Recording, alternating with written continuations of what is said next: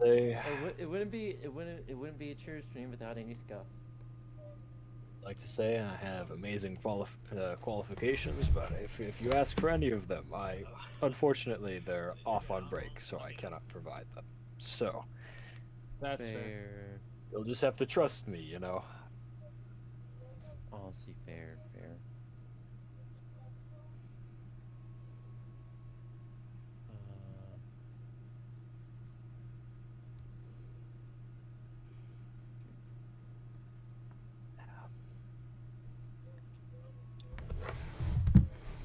All right, jokes aside, what's up, random people from other Twitch channels? I'm your Lord and Savior, King D353, here to regale you with my lovely voice that can either be extremely confident or extremely self-deprecating, depending on the mood.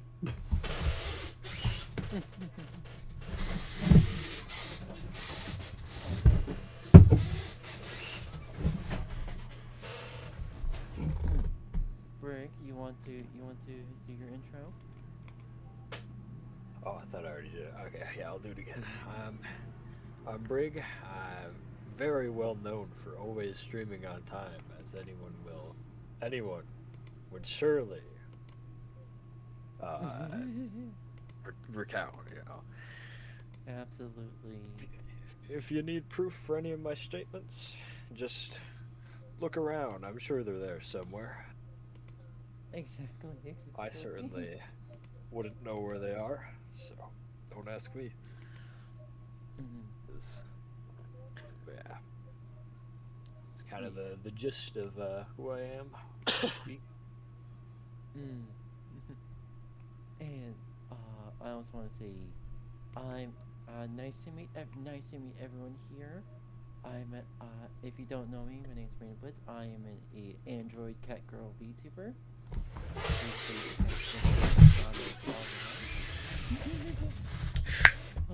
Renato, you want to do your intro? Almost. Sorry, I'm almost there. Oh, I was okay. trying to figure this out. Why? Hmm. Yeah, stream remote just disappeared for some reason off of mine. I just have to All not right, use give me a this second. I will noise. be. Yeah, you might do it. I'm sure you can't do restart Discord or whatnot. Watch Yeah. it. Watch it appear after we're done. Watch it if you're after we're done. That's all. That's all. That is way too real. That is way too real. Anywho. Anywho. I'm gonna switch my scene to tab. But yeah, I'm not sure if y'all are able to have like Discord, like stream the screen share I have for the podcast. I mean, like have your stream the Discord Yeah, stream yeah. for your podcast. Ah, My brain. Anywho, I'm gonna start off with my topic. This is gonna be like a Microsoft, Microsoft, evil scheme. So pretty much, Microsoft, quote unquote, it drops Copilot branding from Notepad with Love. So, in legal terms, they didn't actually remove Notepad. From what I've read here, they pretty much hid Notepad under advanced settings. So for features like the Windows feature settings stuff like that, they hid it under advanced. So yeah, Copilot is still like running if you don't have it disabled or like uninstalled. But yeah, so pretty much people have been rightfully so complaining about Copilot spying on them. Geez, I wonder why. mm-hmm. And the fact I here's the thing. When you say you're gonna do something, you better actually do it, or we're gonna find out as of this situation here.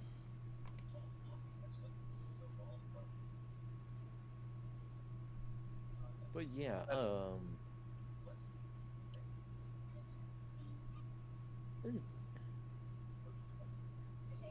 I don't trust like any form of AI unless if I was the one who made it and it runs strictly locally on a PC.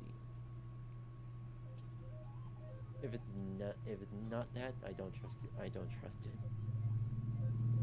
that's fair. Right, I'm off of starting soon now. Ooh, nice. But yeah, welcome everyone on Autumn Stream. Welcome. My name is Random Bits. I'm a Android cat girl VTuber who's been stuck in this server for God knows how long. Welcome. Yep. But yeah, what I was just talking about is Microsoft quote unquote dropping Copilot, which I already knew they're probably gonna do some shitty stuff, try to hide it, and yeah, they did. They tried to hide Copilot under advanced settings in your Windows settings.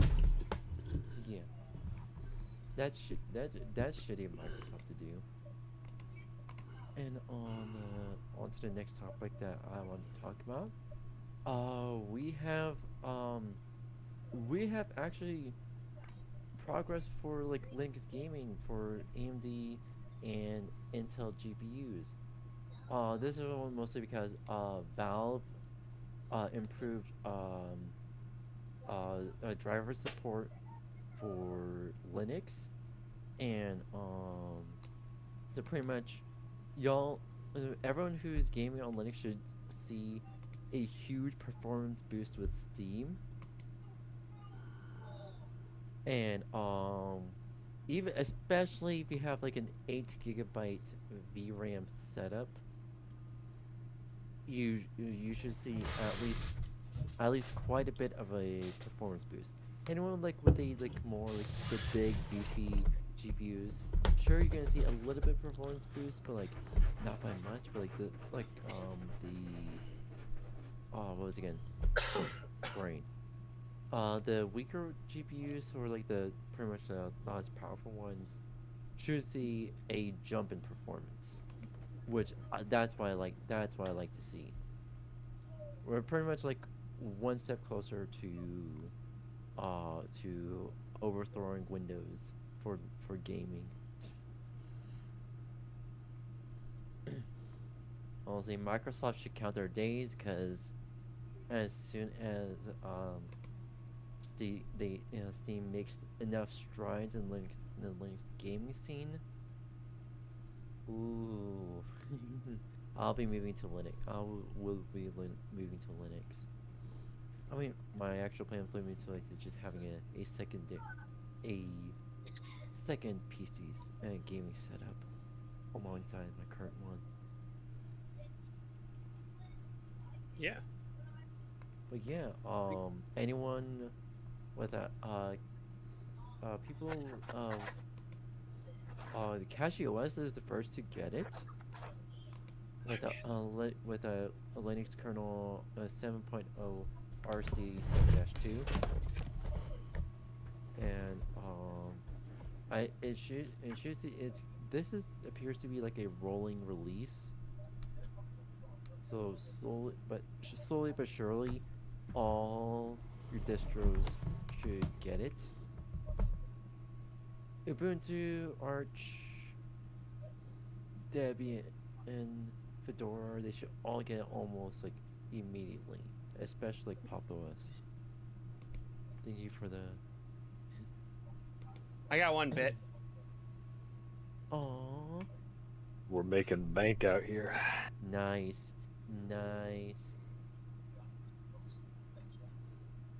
Yeah. Also, everyone who is watching my stream, I also have sound alerts. I improved my sound alerts for my stream, so y'all should have a field day with my sound alerts. And also, there's quite a few sellers for in our channel points as well. So y'all should be able to enjoy that if you can, like, give biddies Yeah, I've been or looking shoot through biddies. Autumn's things over here, and it looks like there's a couple goofy ones. Mm-hmm. What do you I have a mean? couple fun Yeah, ones. I can only imagine. I know exactly what The Maximum one. Overdrive is Yeah, gonna no, no, be. no, no. I know what you're talking about now. I know what you're talking about now. Took me a second. Mm-hmm. A Fair, bunch fair. of them are, a bunch of them are green screen ones. Oh, okay. Nice. But yeah, yeah. Anyone with an AMD GPU, Intel G. Jesus fuck! What? Thank you for the biddies. Thank you, Red. Oh, the channel pointed. Yeah, this is the channel pointed. Yeah. Red. Thank you for that. Thank you for that. Just And so, sorry, I'm just saying this in my chat real quick. Just to let you know, I'm not going. Uh, just this stream, because it's a podcast, I am not going to do shout outs in my chat for now. fair, It's the only fair. time I'm not going to. Absolutely fair. But yeah, that's what I was saying. Anyone with an Intel GPU or AMD GPU, y'all should have like new drivers for Linux you should download immediately. Okay. For your like current OS and whatever your setup is. But yeah, that's pretty much all I have to. Always again, that's pretty much all I have to offer for my segment. I'll have to. I'll have to go and have to go and look, because this hamster running on the wheel starting to get tired of powering my PC. Okay. Yeah.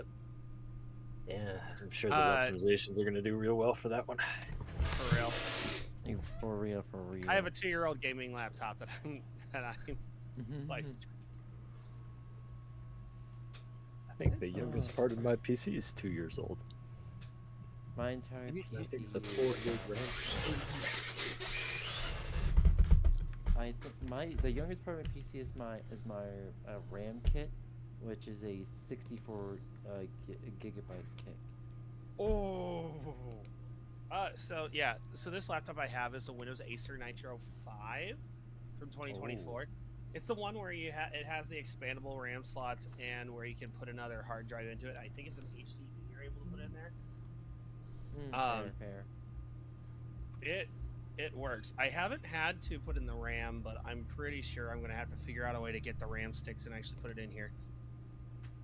So I think it actually needs it. I got a friend who's still running on 8 gigabytes of RAM from like 10, 12 years ago. Nice. Running on I mean, those 8 same gigabytes RAMs. 10, 12 years ago was really good. Yeah, it was back then. Alright. Not now. He's still got those same sticks in his PC. Right.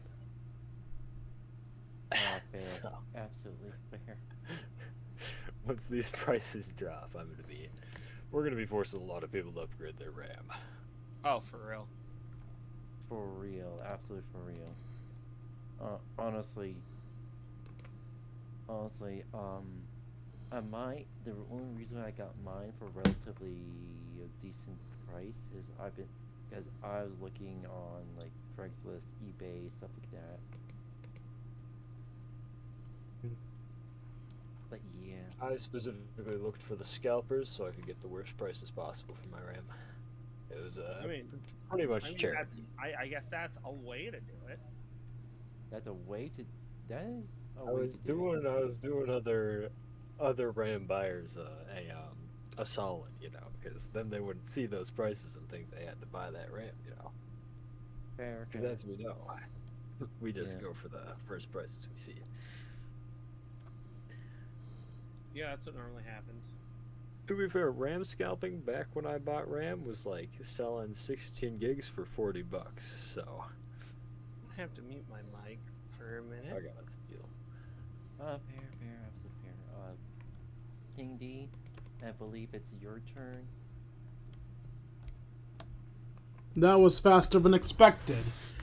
What's up, Kingdom? How are you lovely people doing? Tell me, do you all have friends? No? Well, for those of you who aren't fucking losers, I have a game for you. You see, whenever I show up on this podcast, I'm going to suggest a random, not well-known video game for you all to play. And today, since today's theme is, what the fuck is a theme, I chose a party game, because everybody needs party games to play with their friends. Except losers. Don't worry, I'll work on that. Anyway, welcome to 100% Orange Juice. If you've been watching from my section from my stream's perspective, you've been seeing me play this game absolutely horribly. 100% Orange Juice is a board game-based party game that you can get on Steam for $7. I don't remember the name of the company that makes it because I'm a lazy fuck. But essentially, 100% Orange Juice has all the characters from their company collabing in a board game where you get to see them interact and harm each other. Also, if anyone's seeing Joey Wheeler... Yeah, them. Also, if anyone... Developers Orange Juice and Fruit Bat Factory. I think Fruit Bat Factory is what you're looking for. There we go. And if anyone's seeing Joey Wheeler on stream getting very confused, that's because I have mods on mine. So, no, Konami is not a part of this. Anyway, it's a very simple board game in which you advance and level up by either killing your friends or getting stars. I'd suggest getting stars. Killing your friends will probably make them dislike you. Then again, do you care? What matters more, friendship or victory? Doesn't matter to me. What matters is that you can get this game for as little as $7. Pros of this game: it's fun, it's simple, it's easy to learn, and you can just have a quick game with your friends with fairly little cost. Downside: dear God, the DLC. Most of the roster is locked behind DLC. So if you don't mind having few characters to choose from, this game can still be quite fun for you. And if you're thinking, wow, this game sounds mediocre, why are you suggesting it? Because I had fun with my friends playing it. It's really that simple. Sometimes all you really need is good friends to play with and a good game to waste time with. Exactly. Also, a good party game. A good party game is the type of that test your friendship. Briggs, you redeemed my hydrate when I had nothing.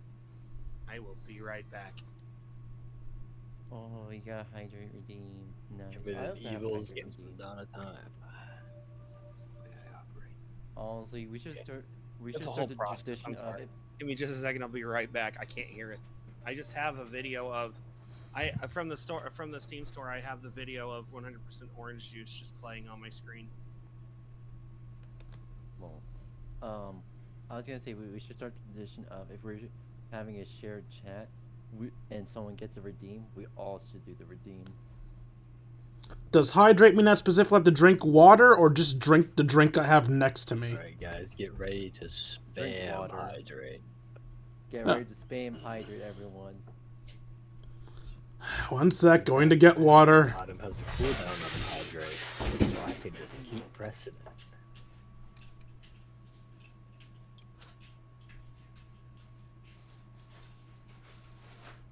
We're gonna be competitive drinkers here. We're gonna regret this one. I dislike drinking water on stream because the bottles tend to be loud and audible. Fair. Turn off noise suppression and start crinkling mine every time I drink. Alright, I'm back. Welcome back. We've all decided that we have to suffer for your hydrate thing. Yeah. Oh, no, I have one that says everybody hydrate as well. Oh, I did. Oh, wow. My hydrate usually applies to me. So, yeah, I have a hydrate that applies to me. And then I have an everybody hydrate, which everyone who is with me in the stream, as well as in my chat, all have to hydrate. What? Well, then get yourself something to drink. Yes. Sunset and awesome. Drink, small child. Alright, guys, I gotta drink a liter for every hydrate. Holy cow! Oh, No, Jesus. no, Don't do that. Don't do that. No. Do not do that at all. I just saw Redstone and said 10 so far, so I was like, this is the way. Redstone, you piece of shit. I already did 2. I do like 8.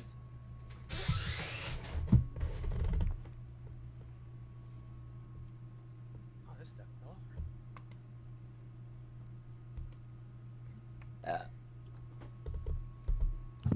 Who's Do you burping have from any- water? I was gonna say, do you have any other game recommendations or just the one? I it have- depends on, like, Oh. Sorry, were you I know asking we me or talked about somebody earlier Before else? stream, and that's not what I'm talking about. Yeah, we're not the not the research one.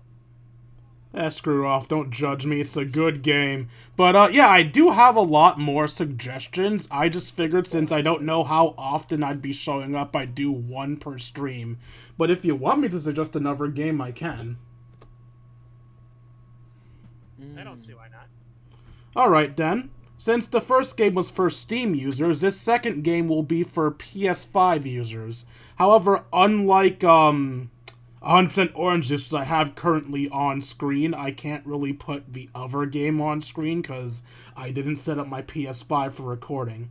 Anyway, if you have PlayStation Plus, you can get the game, For the King for free. If you don't have PlayStation Plus, it's like $5. For the King is a essentially it's D&D but not. It's a turn-based RPG in which you go on a grand adventure. On Steam, by the way.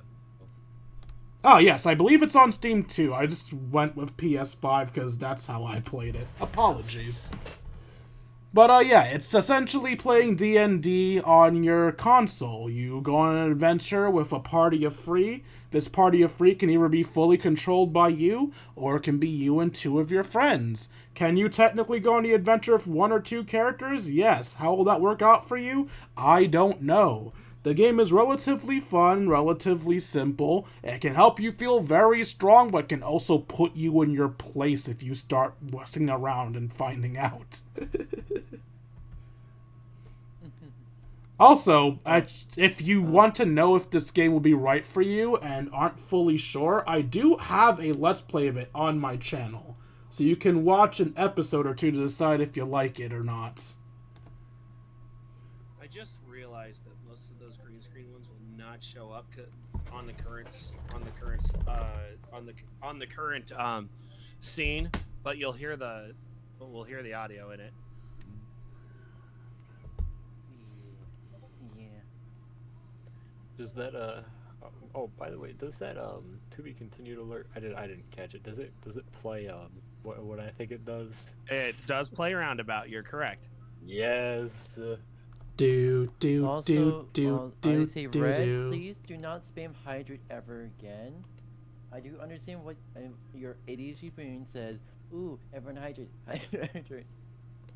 No, I didn't say to spam. Oh, I was just saying my I'll start. Oh no, Red Hydrate, spammed don't worry. hydrate on my channel, so I just letting her know. Just hey, I do understand. Please don't spam hydrate like that again. Just please don't. 1 or 2, fine, but we don't 10 need too somebody many. waterboarded. Hey, if you want to come to my chat and spam hydrate here, I'll appreciate it. I want to say again. Good girl. I'll spam for all of us. Don't worry. Where's the clicker? I'm kidding. I actually have a clicker. That's fair. I just let For the King on PS4 play.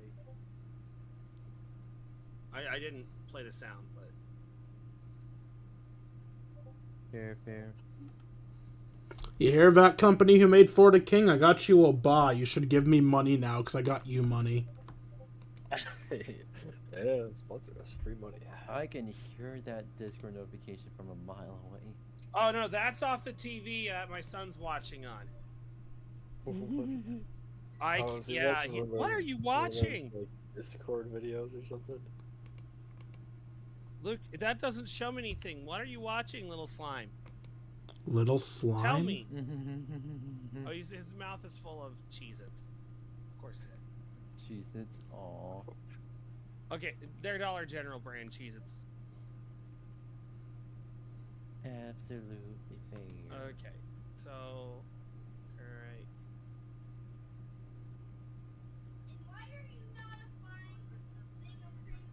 Oh yeah, while we're a little off topic, that nice redeem Autumn, that's the JoJo's clip, right? It's got him. Hold on. Let me switch scenes for a second, and we'll check. Let's go with the intermission one. All right, go ahead and. Oh no, it's not gonna show up there. You have All a right, little go ahead and- redeem. Go ahead and press it. No, that's the nice. Oh, it's that one. Okay. Yeah. I think my one of my favorites. Oh, there's two favorites of people who come to this channel. It's Shoe Body. It's 30 seconds of the Shoe Body Bop. That one's also a one. Lizard, you get the lizard. And then we have, once this one goes down, we have Dirt Man.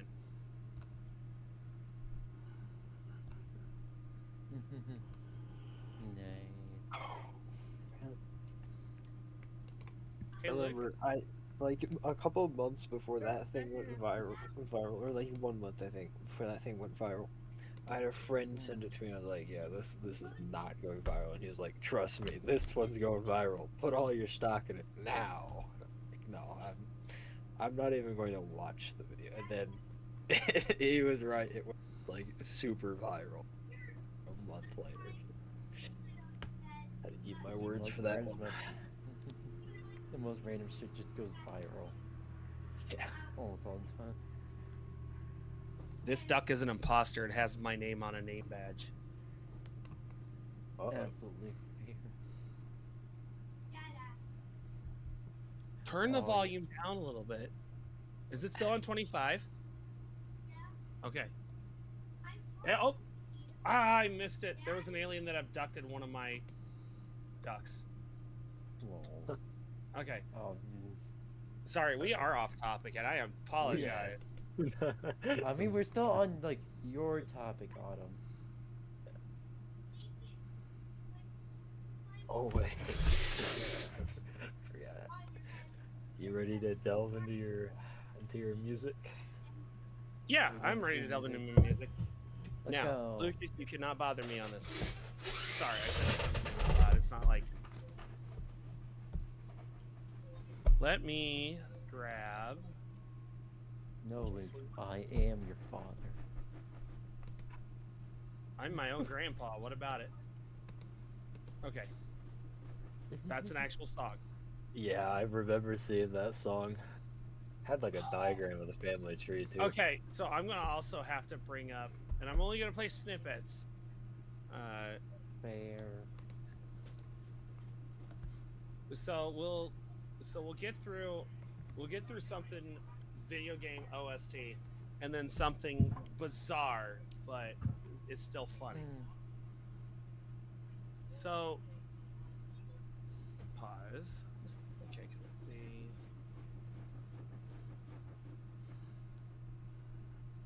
All right. Nope.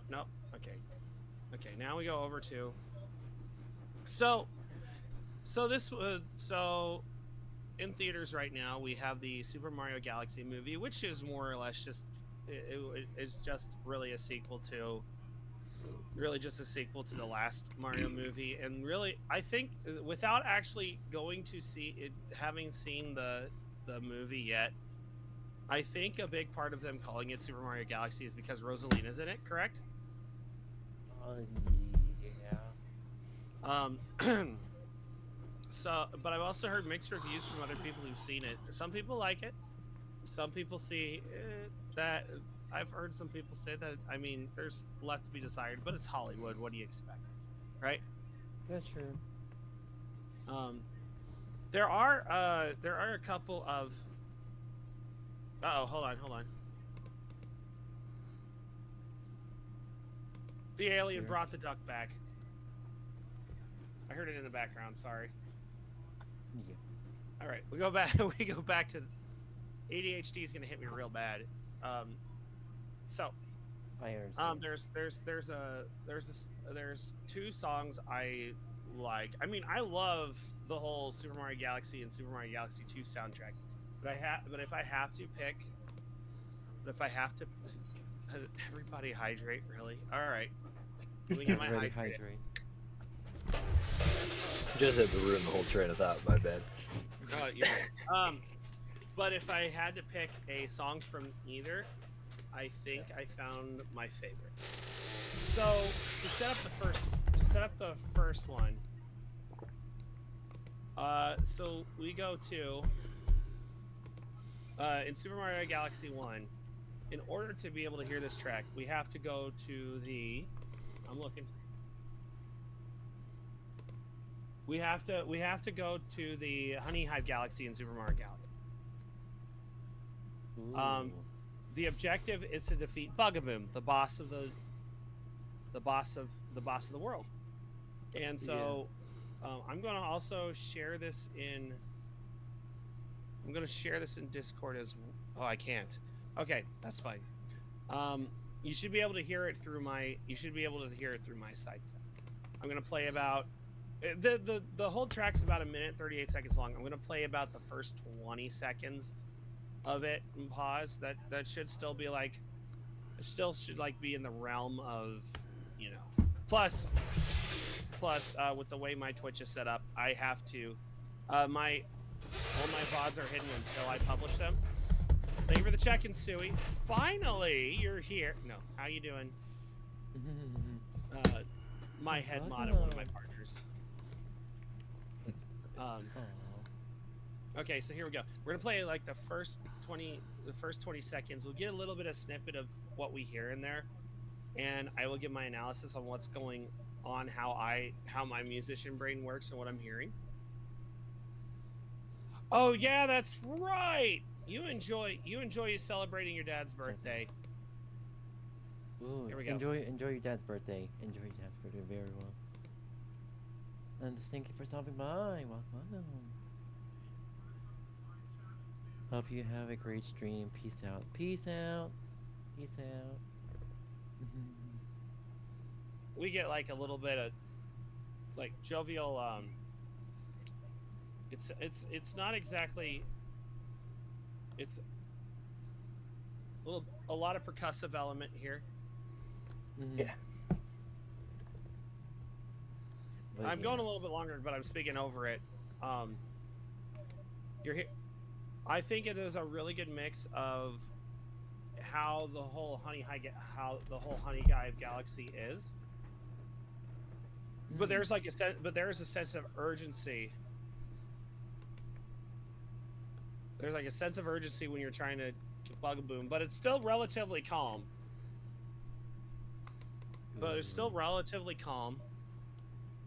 And it's really nice, light, jumpy, which is not something you'd really expect from. Not really something you'd actually expect from a boss battle, but. But I mean, I think it's more of a mini. I think if I remember right, it's more of a big. It's more of a mini boss. Besides, it's also a little bit of play of the Honey Hive Galaxy, which I'm playing a snippet of it right now. It's a little bit more sped up because Honey Hive Galaxy is a little bit more laid back. Yeah. And so you're trying to defeat the boss. It gives you more sense of urgency, so that way you can help the Honey Bee Queen. I really like the contrast in the speed to give you a little bit more sense of urgency. Like, you need to get this done, otherwise this galaxy's in trouble. That's the one. So yeah, it's Big Bad Bugaboom from Super Mario Galaxy is what I pick. Now from Super Mario Galaxy 2, which by the way, I know you can. What is it? You can get that if you have a Switch or Switch 2, you can get the Super Mario Galaxy and Galaxy 2 bundle that they have. Which is nice, but I'm fine with not getting it because we have the 3D All Stars secondhand, as well as I still have my original Wii copy of Super Mario Galaxy 2, plus a Wii. Just gotta find where the copy is. Anyway, so this one I would pick the super massive Galaxy for my pick for Super Mario Galaxy 2. Once I play it, you'll see why, or you'll hear why.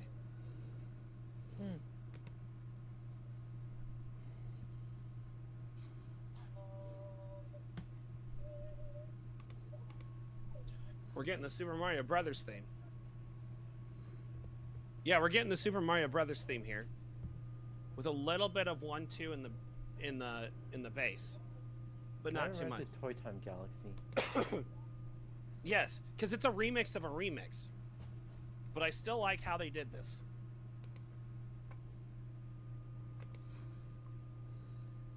Nay. It is more or less. I will say a huge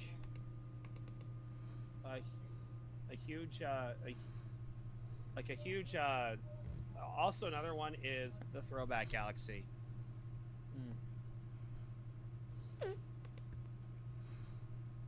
Because we also get another throwback, which is nice. Nay. I think this is the 64 theme, if I remember right.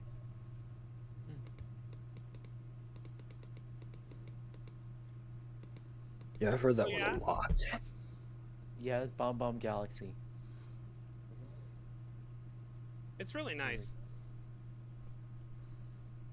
But yeah, we get a lot more retro stuff. To be honest, I understand that popularity-wise, that the first one is a lot more popular than the second one, and that's fine because I always saw Mario Galaxy 2 as an extension of the first game anyway, which is what it's supposed to be rather than a sequel.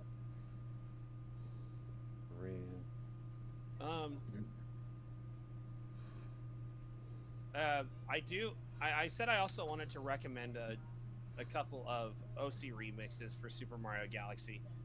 For the people who've lived under a rock, OC Remix is a place where a bunch of composers over the years have taken video game songs and have either remade them, restyled them, or just completely mixed them with other songs, so that way they take on a whole new personality. A couple of them I will say from Super Mario Galaxy, because nobody's done Super Mario Galaxy 2, is two of them. The first one is called Gusty Garden Galaxy, but it sounds like T-Square.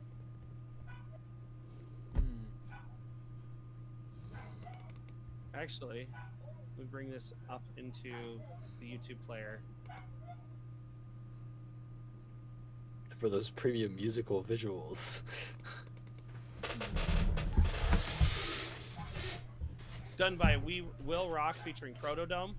What I also like is, thank you Parker for the check-in. Anytime you listen to like any OC remix, it's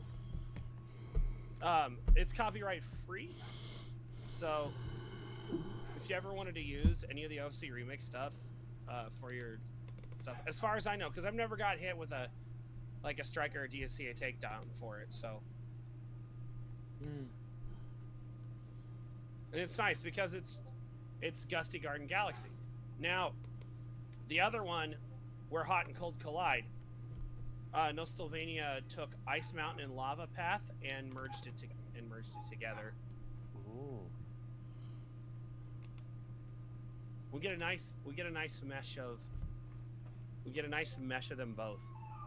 Not to mention, not only is it community driven, the site, but you can also download these off of ocremix.org if you wanted a copy of it on your computer. Or on your phone if you're like me, where I store all my music on my phone instead of using Spotify or YouTube Music. Probably great for those physical media guys. Oh, yeah, I've done that for years. I have like my own like playlist on my thumb drive. I just transferred to like everywhere. That's fair. I was looking for. Oh yeah. for something, for something to listen to when you're not streaming. So, my dad had introduced this to me when I was had introduced this song to me when I was younger. Dogs are going berserk. Aww. And I'll attend to them here in a minute. But an artist that calls himself Napoleon the 14th had I'm trying to remember what year this was. In 1966, he released an album called "They're Coming to Take Me Away." Haha. And if you've ever heard it, it's an interesting song about a guy mad that his dog ran away from him, and he goes insane. It came out as a single. And the reverse of it is just the song 100% in reverse. And not to mention, on the album, there's a whole sequence. It's like a whole story on it. So you have "They're Coming to Take Me Away," haha. Let me see if I can find the. Okay, is it right here? Okay, I found it. I'm gonna turn it up. I'm gonna quickly play the chorus. All right, here we go.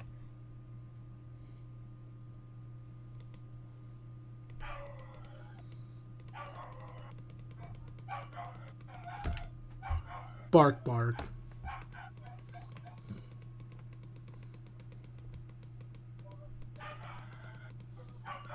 So, it's your standard three. It's your standard three verse with the chorus. Then later on in the album, we have one called Josephine done by Josephine the 15th. I'm happy they took you away, haha, and it is from the perspective of the dog that ran away. Right after that is the track of "They're Coming to Take Me Away" in reverse, and then there's a sequel called "They're Coming to Take Me Again," haha. I'll probably, if I'm on, I will find some interesting and weird music along with OST songs that I find interesting when I'm on. So those songs are interesting. Yes, I listen to a whole slew of music. To be honest, yeah, I'm gonna just plug it here. There's this actually ties into how people have been complaining about generative AI, like especially in art and music. Yes. And so there has been a band that has recently been became popular because of their performance on KEXP a couple months ago, called Angine de Poitrine, and they are French Canadian. It is microtonal math music, and a lot of people say this is the answer to combat generative AI for music. To be honest, it was really. I understand that I said I was gonna be done. Let me see if I can find. There's one for. I think it's Fabian. Yeah, this is it. Let me find the middle here. Actually, you know what? This doesn't do it justice. Let me pull up. All right, stop. Okay, let me find.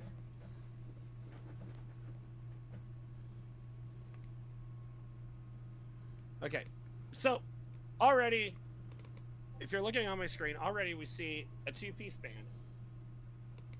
We have the guitarist / bassist and drummer. And I'm gonna just go through this really quickly.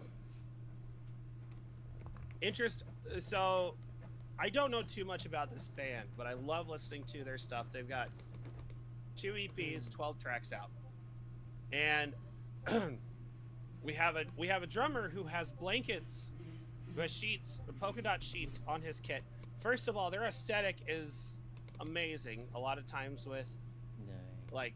like Slipknot, Kiss, like all of them. They dress up to express, right?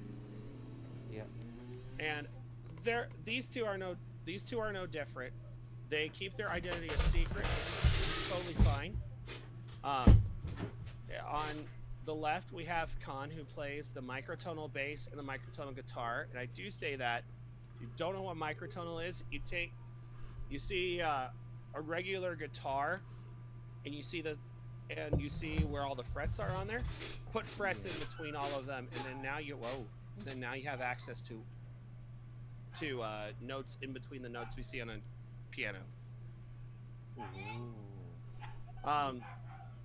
What's really nice is they can with the way they do their music is the reason why a lot of people like it as well is they stay in what we know as know as notes as the root of all their songs, so it catches the listener in.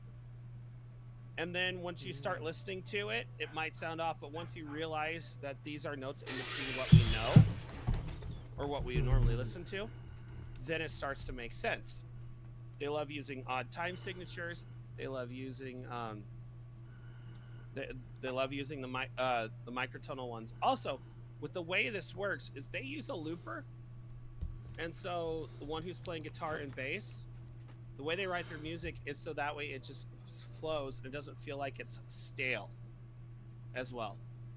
I would suggest, if you want an introduction and actually want to listen to this, I would recommend going to see their KEXP performance. They do play, in my opinion, their 4 strongest songs that they have. Not to mention, some of the songs have a little bit of vocals. This is mostly instrumental, I will say that.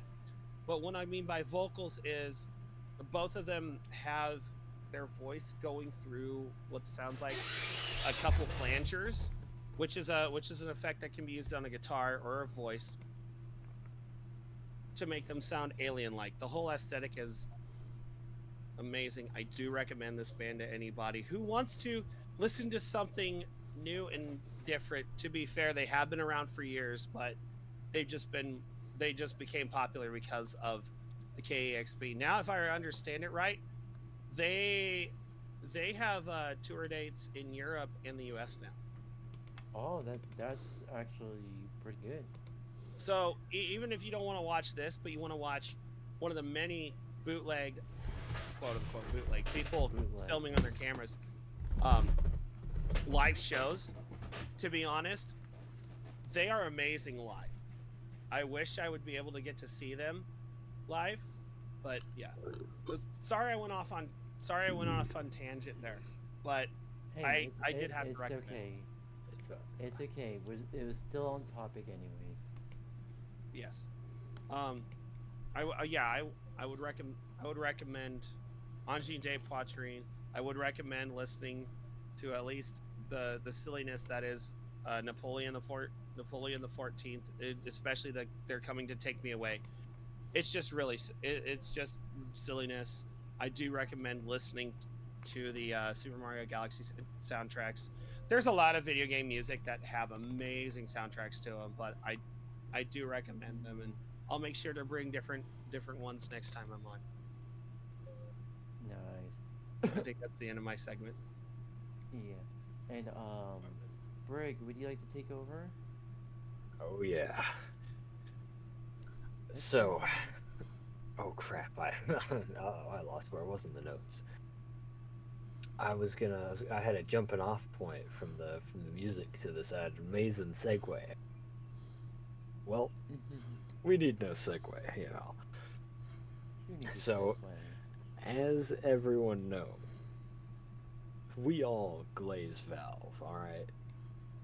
Yeah. Valve was pretty. Give Gabe the presidency and the nation will be fixed. But something that hasn't been talked about enough, I think, is their recent Source 2 announcements. I think we were all around during the era of the original Source mod, like original Counter-Strike, original Team Fortress before they became Valve properties. pretty big once people cracked. Devs came in, a lot of new, that kind of stuff, and the Valve engines have always been kind of top of the line, pretty good. And now, through a game called Sandbox, Sandbox, they are planning to launch Source 2 very soon. Even better, under Gary Newman, I think Gary Newman, guy behind Gmod, the original, like that game. No one's heard of it in 20 years. Also, I haven't. So, what is it? It's been a long time since I heard of it. Yeah. A lot of people played it. I still play it. It's still great. Still gets use. But Sandbox is planned to be like the spiritual successor. It's not just like another Gmod. It's a full-on game engine. But that news is kind of done to death a little. I want to go into like what this means for our audience here, what it means for the average gamer, not just the Linux guys, So,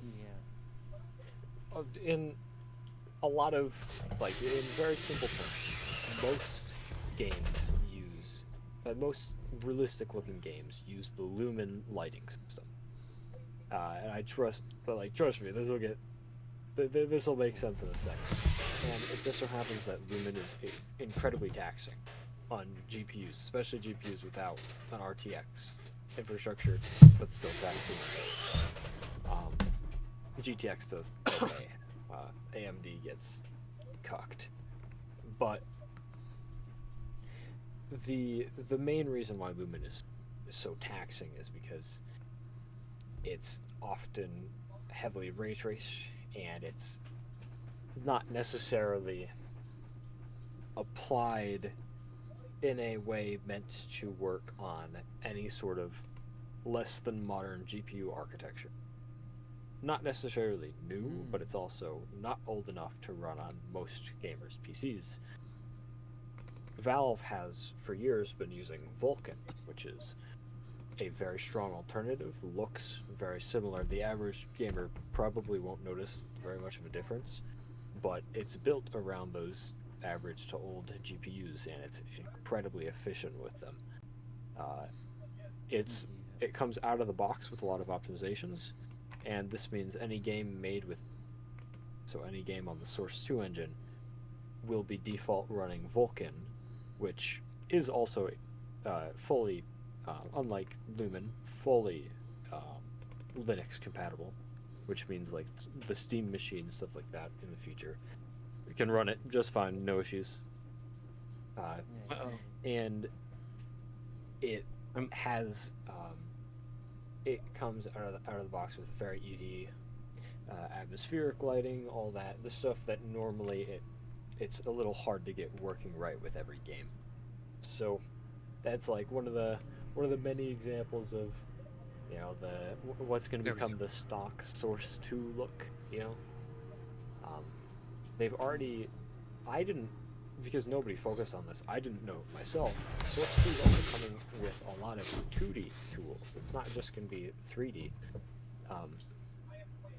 People always talk about like all their lighting things, their map editing, their shaders, all that kind of stuff's for 3D. But they're also, just like, for example, with Godot and other Unity and Unreal alternatives, they're also launching with very powerful 2D 2D tools. So something that people into game dev will know about is auto tiling. It's for tile-based 2D games. It essentially means that the developer doesn't have to hand place every single like corner and all that. It's just wherever they place the tile, the bends will come there naturally based on how they set up their auto tiling. To put it incredibly simply, they're already coming with that out of the box in a Sandbox, which it is auto built into, for example, Game Maker, but that's option for simpler games. It's a little harder to work with once you get super large games. It's not super well optimized. There's also auto tiling in Godot, but you still have to manually set up all the the tiling logic, that kind of stuff. It's seeming more like Sandbox is going to come up with proper normal auto tiling, kind of in the same way as if anyone's ever seen RPG Maker XP, it's just auto tiling out of the box. I'm not familiar with MV, so I don't know the modern ones, but so there's kind of two ways Sandbox can go here, and either way is going to be beneficial.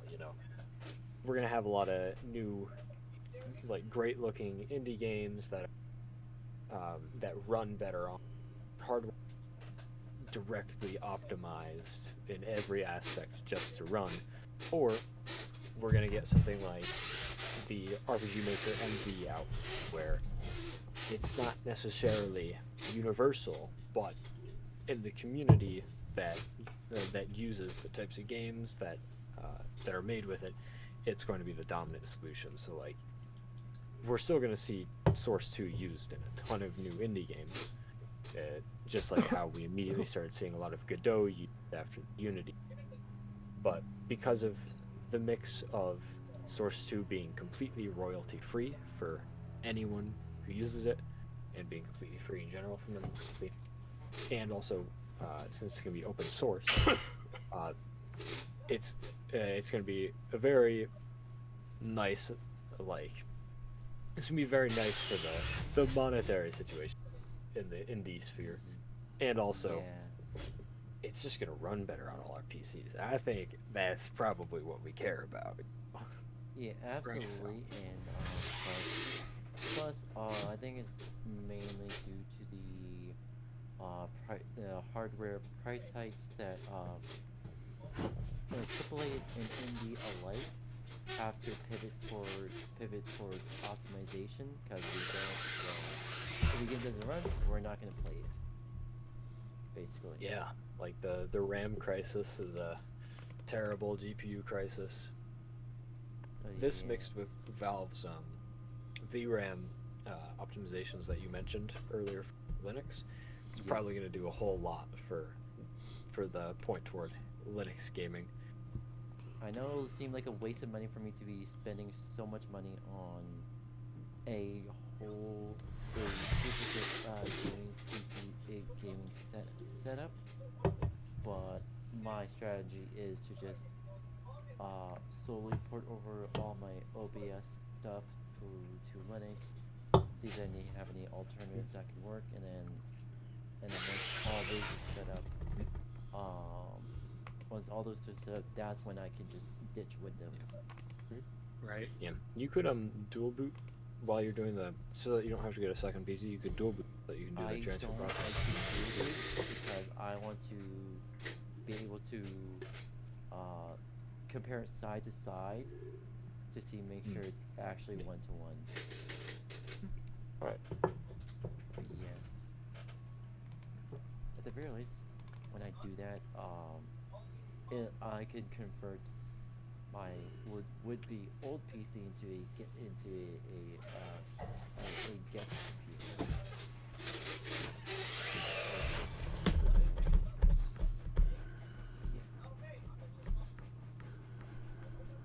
Okay, this is very off topic. I just realized this. Autumn, why is the feet tag on your stream? Yeah, I was wanting to question that. I put it on there I put it on there just because I don't act about feet. It's alright, we aren't judging your foot fetish.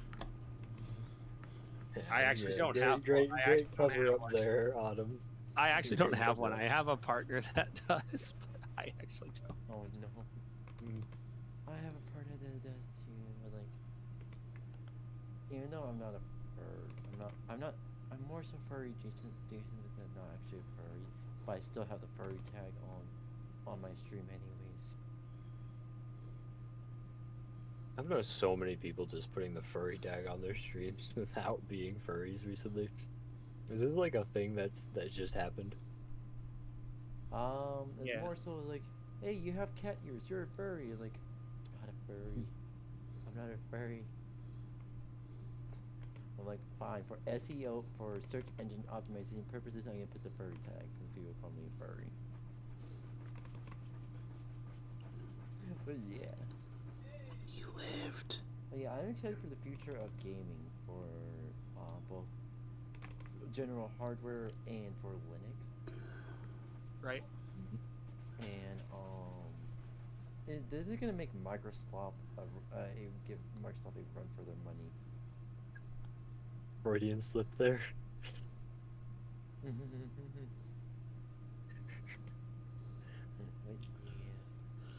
yeah. I'm It's just the wind, guys. So I can Yeah. kill you. That's Oh, usually it. I drank so much water. I need to go to the bathroom. Be right back. Speaking of drinking water, I have a couple things I should redeem real quick. Yeah, we know. Be right back.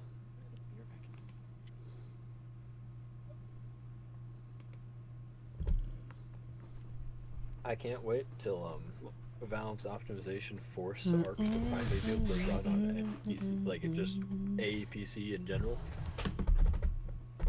So while Brandy runs the restroom, I want to ask both of you: are there any current games that you both are liking playing right? I've gained an Silk Song. Silk Song's valid. Yeah. What did you say, King? I've gained a bit of an obsession with a Pokemon fan game called Pokemon Z. Oh. Does it take place in the XY generation or XY generation? Yes, it's essentially what Legends ZA should have been. You know, an actual Legends game taking place in the past. Well, okay, wait, no, that is a very misleading way to say that. It's a game that takes place in the past and goes over the past of, Kalos. It's not a Legends game, it's still a regular Pokemon game, but it goes over the past like you'd expect a Legends game to do. Yeah. Nice. Nice. Oh crap. Me, I've also been being conscripted for Stellaris. I forgot to mention that. Yeah, it's terrible. It's a great game. It's terrible. So lately, what I've been playing is,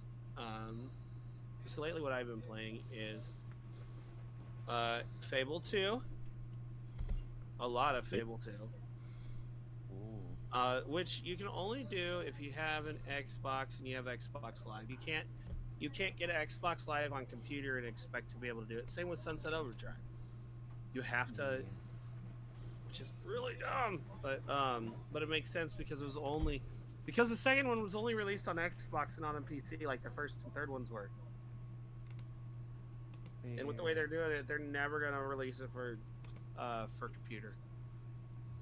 I've been playing Andromeda because that's what's also on my that's what's also on the Xbox that I can play off of there.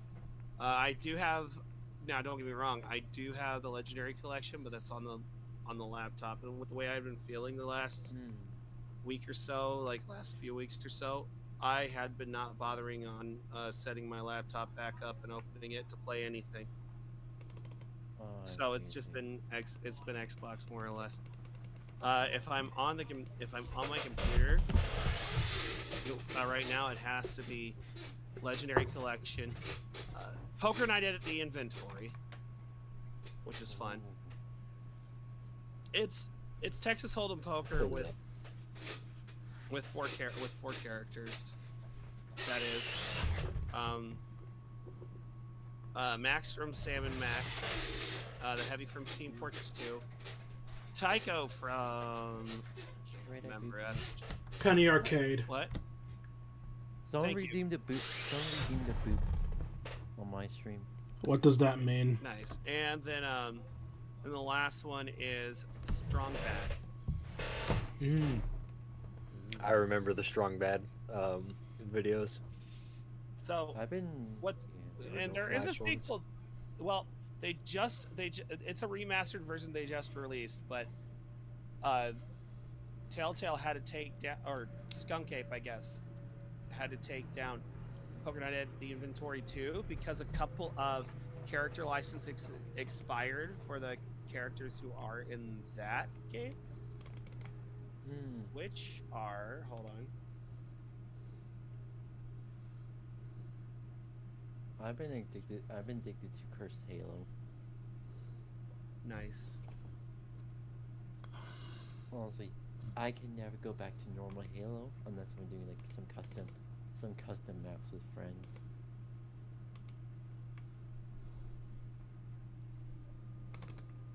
Okay, so I'm gonna read this off real quick. I'm trying to find it. The 4 featured characters, in addition to you playing, are Sam from Sam and Max. So you get the other duo, who is assisted by Max. Brock Sampson from the Venture Brothers, and he is voiced by Patrick Warburton for this. Ash Williams from the Evil Dead franchise, and Claptrap from Borderlands series. GLaDOS from the Portal series takes the supporting role as the dealer. But the reason I'm trying to remember, because like I said, a couple of the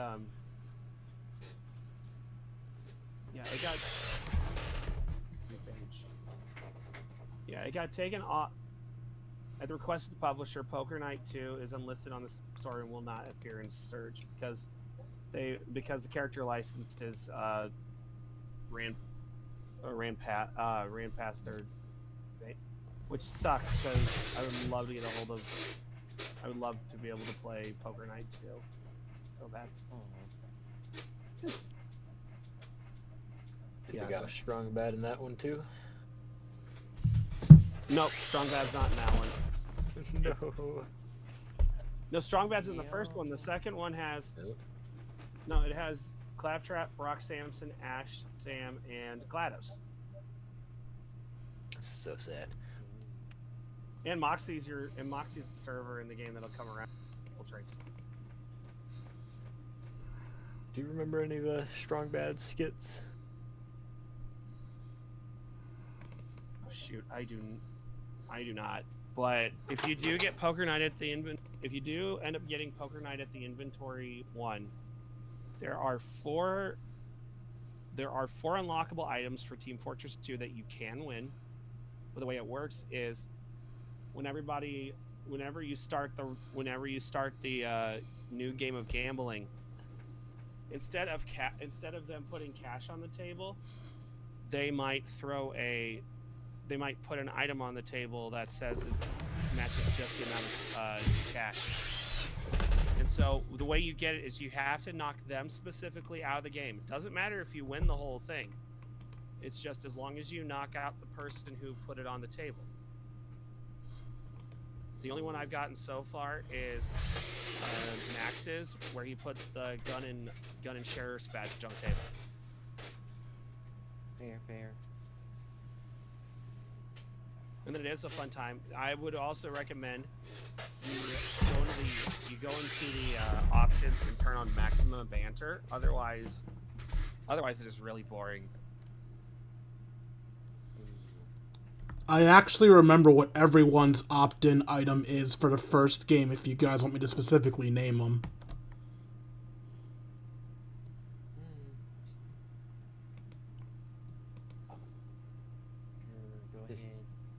Alright, the opt-in items for the first game are Strong Bad, his cool shades, which is BS, but we'll let it slide because it's Strong Bad. Again, Max is the gun and badge. The heavy is Sasha, what a shock. And Tycho's is a wristwatch. I don't know the importance of the wristwatch because I didn't really read Penny Arcade. Random fun fact, it was originally supposed to be a sweater, but I guess they decided it would take too much time to model him taking it off? Yeah, the Iron Curtain enthusiast time... let me scroll back a little bit, because it just showed on my screen.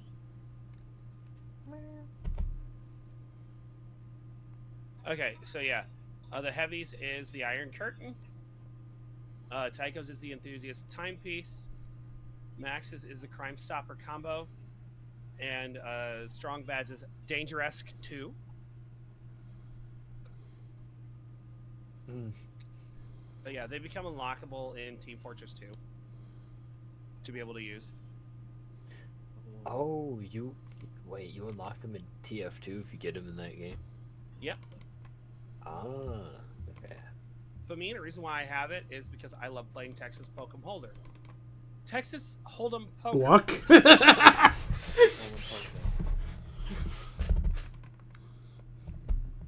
It is my favorite way to play.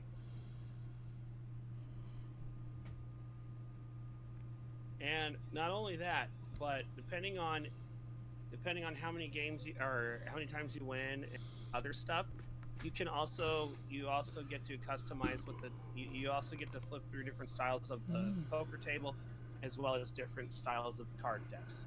Nice. I always played euchre instead of poker. What's euchre? It's in the Midwest. It's a trick taking game. If you've heard of trick taking card games, it's normally 2-on-2. You declare a. It's kind of actually a little bit like tarot. It's the trick taking tarot. Oh, You declare a trump at the start. That's the difference between tarot. The trump isn't set. You declare the trump suit, and as you win rounds, like you take points, you get to a certain amount, you win the whole thing. That's kind of like the gist of it. It's only nines and up. All other cards are gone. The Jack is the highest card, and then there's Ace below that, then King, then Queen. Or actually, Ace. Yeah, I think Ace is regular Jack. Whoa, it's been years. What for euchre? Years. Yeah. And there's some variations depending on state, but generally in Michigan, that's how it's. That's fair. I live in Illinois, and I've never. I remember inventing a card game version of checkers. Interesting. I don't want to get into You fool. pretty much. It's similar to like, I'm not sure if you know a card game called Overtake. Not sure if anyone knows that. I have not heard of that one. It's pretty much the simplicity of it is whoever has the higher value card gets to keep both of the cards, and then whoever has the most cards wins. So similar to that, but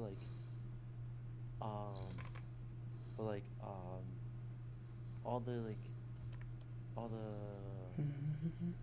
cards, like all the cards on say these plastic things. So it's kind of like war. Two players put down their cards. The guy with the higher card takes it, and the guy who takes the most wins. That kind of thing. Yeah, but with checkers, if you try to take it's like with checkers, but the cards are the pieces. However, if you want to capture your opponent's card, your card has to be the higher value card. Oh, okay, that's what if your card's lower value, then your piece gets taken anyways. What was that one board game with where all the pieces had the values, and you didn't get them revealed unless you hit the other one with a scout or you took it. What was the I'm not sure. You could only take a piece if it was lower in value than the piece you're taking with.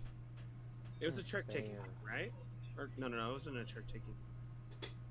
I'm trying to remember.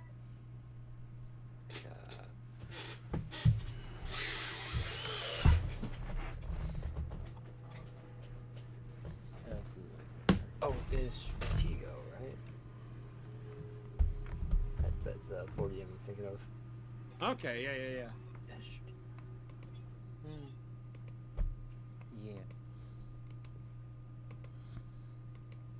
So, while we're over on board games, I was actually going to say, who here likes roguelike games?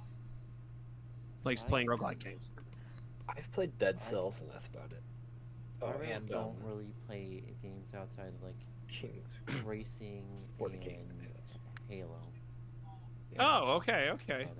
I played just For the King and Dead Cells. That's it.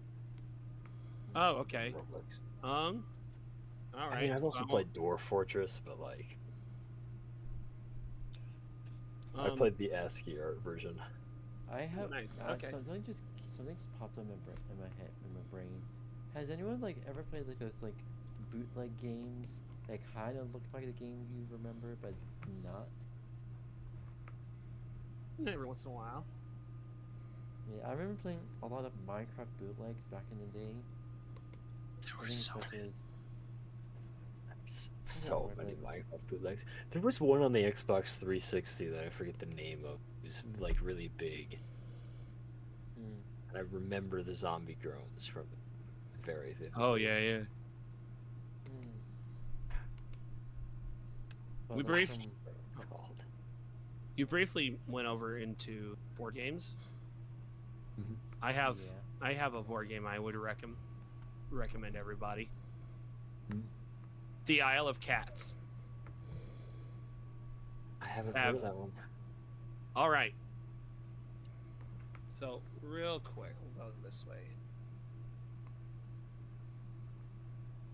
Because I have this. I love playing it, and I am. So what you do?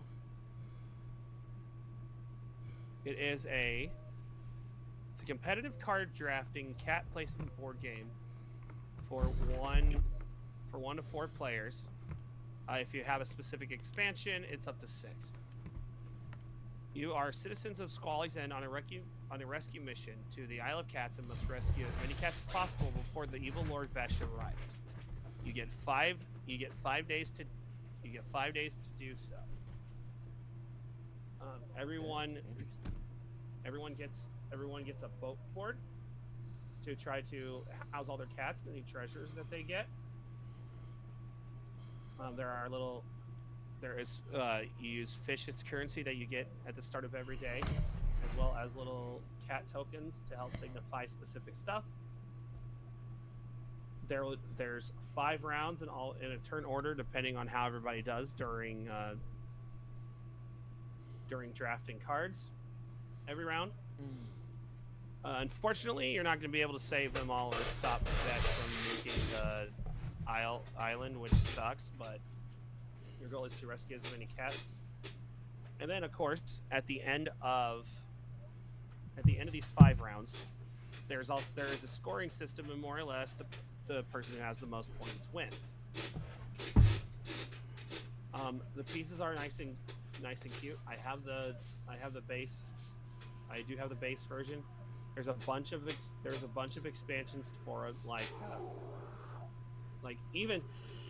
they even have a lot of their Kickstarter stuff that you could buy as well with this game. My favorite expansion, because I want to get it at some point, is the boats expansion, because in the regular game all the boats are laid out the same. With the boats expansion, you get 6 different boats, and they are laid out completely different. But yeah, it's a game that I would recommend. It is 1 to 4 players, because it's also in that vein of when the pandemic hit. A lot of board games started having a 1-player version for them. Yeah. And so, for the story of the 1-player game, you have a sister that is working with and against you at the same time to get cats on the boat, and you kind of have to fight your sister during it. There's a regular where you're playing 2 to 4 players, give each other drafting. And then there's also a family mode, which you flip the boards on the other side for family mode, and it is a little easier for say you have little kids that want to play and stuff. It's overall, I would say, the pros outweigh the cons. There really hasn't been much of a. I have not really seen any problems, at least on my end, with my copy. Every once in a while, people will have trouble with their copies, which stinks. But it is what it is. It is a fantastic time. I could not recommend this game. I'll say I do find it interesting. My brain thought of something diabolical, so. Oh gosh. Share your evil thoughts. What if Monopoly introduces the next board game, but you either use your real money or use cryptocurrency? Ew, that is gross. Oh, like betting on like essentially betting on Yeah. the bank will always win. This is coming from a Monopoly game collector. That is disgusting. But But it'll I be would have on to pass theme. It would be on the you are correct. Imagine doing the one where you have to steal from the bank at the same time as that. I'm still on the lookout for the Oh, it's produced 1939 version of the Monopoly board, because I have the 19. Imagine the go to jail spot and automatically swats you. So I have. So unfortunately, the box has deteriorated, but I do have the 1936 and 1945 versions of Monopoly. The 1936 version, the box was small because it had all the pieces, and then you had the board game outside of it. I don't have the board for the 1936, but I have the board for the 1945 version, and both boxes of mine disintegrated while they were in storage, which sucks. But I still have all the pieces. Fair, absolutely I was not trying to take over stuff. I'm sorry. fair. Oh no, you're good. You're good. You're absolutely valid. You're good.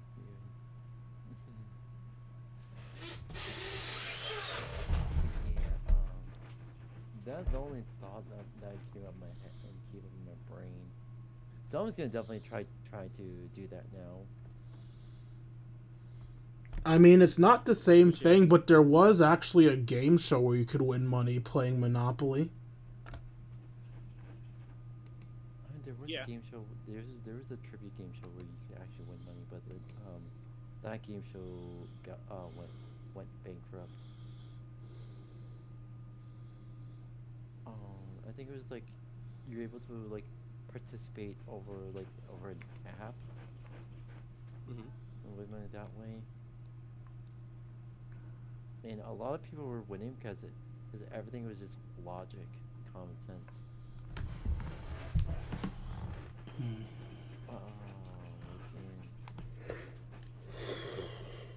I should really get back into like old retro games. And sort of like more emulation stuff like that. Yeah. Completely unrelated. How many liters of water? Far. I don't know. I don't keep track of that. I already drank a gallon today, so I've actually been slowing down a little. But I have went through 2 water bottles so far on this stream. I have 36 ounce 32, water bottle. 33 ounces or something like that. I haven't drunk much water today. I only drank like a massive gulp during the first redeem. I didn't pay enough attention. Were there more hydrate redeems? Oh, so I have. Oh, I didn't realize I have actually went through a liter. Oh wow. I really don't. I can't drink too much water at once. Or, like, I'll pretty much have stomach and bladder issues. Yeah, I don't like drinking water during streams because it goes through me too quickly, and since I'm already a barely talented streamer as is, I like to have as little pauses in the stream as possible. That's fair. Fair.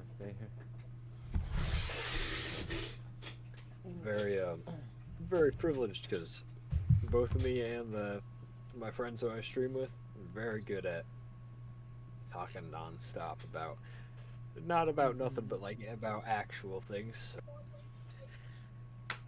I can take breaks every once in a while and they'll still be talking. So Yeah, it definitely helps having I co-stars to could- talk with. Yeah, I could ramble on if the right topic pops in my brain, I could ramble on about it for an hour straight. That's fair. But yeah, I think about maybe I it. should start putting feet in my stream tags. What? Oh my god. I don't like to lie, so I'd have to put a kink I'm actually into. Do you think titties would make a great stream tag? Okay, no. You don't I wanna go don't that think far. I don't think we can do that one. No, you can't do that. So you definitely can. That was I Meanwhile- out of say nowhere. the kick is a wild west, so you can't do that on there. Well, yeah, and then there's also the. the one guy said he streamed on joystick. Oh, yeah, I was about to bring I that also up. multi-stream. I do multi-stream with joystick. Oh, you do? Yeah. Nice. I used to multi-stream as Oh, yeah, well, you but do. my It's internet not can't fair. handle multi-streaming. Even the fact that you've Meanwhile- got the YouTuber tag on your main stream, I'm very worried for what that entails. Brandy. Wait, who does? Brandy. My stream. I mean, hey, I ain't Oh, judging. You want to be a lewd tuber? Lewd tube away. We don't kink shame here. Technically, I can't yet until my new model comes. I So- make so my Autumn, own models. So Autumn, you're planning to put both feet and YouTuber on your stream? Yeah, why not? Oh I mean- no! I mean, Why You're my gonna not? get a handful. my Wait, my it's my gonna new be VTuber model rough handful does to look deal lewd with. anyway. But Ah. Yeah. meanwhile, we're talking, and on my screen, it's just zoomed into a pink duck that just says "duck you" on the side of it. I I noticed want to do full body my tracking thing on for your my- stream is my old PFP. I didn't even realize that. Like Wait, what are you talking about? my little thingy on your stream is my old PFP. I didn't even realize that. That's like Yeah, that's through React 2022. Discord. Yeah. Reactive. Yeah, I Reactive set is up React very a long useful. time ago. Oh, it is, yeah. So. Oh, I forgot. I have the little the hammer cat thingy.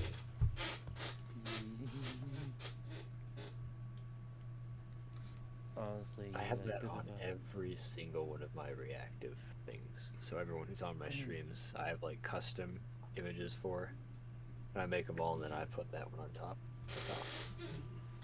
Nice. I print my PNG model and my 3D model I have here. I make them myself, and I want to get into making 2D models, rigging 2D models. Ah, so we have a talented person here.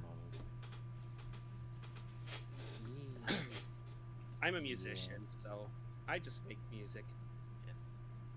I do Okay. music as well. But I only do like singing mostly. So I do got an inbred art duck. commissions here and there.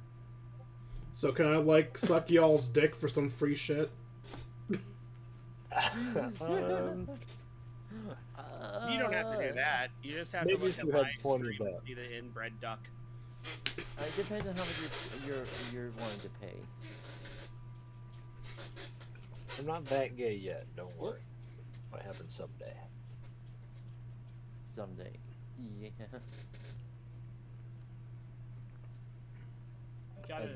got an achievement. I gotta figure out what it is. Fair. I'm waiting for retro achievements to apply to like Need for Speed Most Wanted 2005. I would send some of my some of my art in the chat, but it's all signed with like my real name. So That's fair. Don't worry, we Oh, won't I hunt you can. down. and the rest of it is like entered into local competitions and stuff. So yeah, if anyone, they'd know exactly where I live, my age group, and all. I mean, I guess I gave away my age group Counter-Strike comment earlier, but Yeah. yeah, I'll give away a little more. Yeah. So, I can at least direct you to my to what I go by for my as an artist or as a musician, because I've published I've published 2 albums and 3 singles through DistroKid. It's my original gamer tag, Cheese3 Trackers, both on YouTube and Spotify and any other music streaming services you get. Nice. The last album I did was released on New Year's Day. It's called so I've been having it really rough, like end of 2025 into 2026, and it started to get better. I mean, January, February, March, horrible. Oh no. But the name of the album is I Can Admit When I'm Not Okay. And all the vocal tracks were from shelved projects from a few years ago, like 2018, 2019. I got these vocal stems from different people. Not that far back. I don't remember when exactly, but I remember going on to Fiverr and giving different people a try. I don't. The only problem is I can't find some of the people on Fiverr anymore, which sucks. Otherwise, I'd give them credit. But but I do have the first 6 have the vocal stems on them, but I made the songs myself. This was also while I still had a broken elbow, because I fell on my arm on concrete and broken the elbow on the inside towards the armpit. Oh. Not the armpit, sorry. I kept saying arm, like on the inside where you get the full tag on your stream. But no, a friend of mine did the art, which I can't. Which the only thing with YouTube is it won't let me it won't let me show. It won't let me give credit to who did like the vocal stems and who did the art, which sucks. But as far as when I'm showing it off, I actually can. But yeah, I'm sorry. 5 tracks have the vocal stems on there. One of them is me. One of them has me doing a partial, and then one's an instrumental. I also have one other album that all the vocals on it are royalty vocal stems, which I was very happy to grab, of course. But everybody likes copyright-free vocal loops, right? To be able to use for their music. Yeah. So yeah, I have a total of 24 songs. I'm planning on making another album, but right now I'm having to working on a intro cover song for somebody's opening screen. My ADHD ass got very distracted. Did you say that you had copyright-free music we could use? Oh yeah, my own music, I will let anybody use on their stream. Yeah. Cool. I Link use me no later, copyright please. sound, but I do have to still be vigilant. No That, copyright. Oh yeah. Go ahead. Sorry. Even though I use no copyright sounds, I still have to be vigilant because at the same time, one of the songs that I had for my stream playlist whenever my stream was on standby, expired. Their license expired, so the reason my streams got copyrighted, I figured out that a particular song, one song, was expired. That had to replace the song. Got it. Okay. Yeah. Yeah, there's also Yeah, some guys that go around and they'll publish like copyright-free music, update the license later, and be like, yeah, and Well- just strike everyone. That happens more on YouTube. Right. It's My really hard to do. my favorite thing, and I do not stress this enough. Distro, I'm not sponsored by them. It's $20 a year, just as one functioning artist, to be able to upload your stuff. Obviously, follow guidelines, copyright rules, all that stuff. Yeah.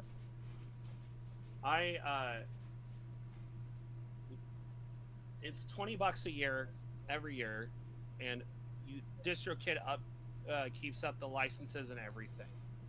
There's obviously additional services you pay for on your stuff. I don't do that.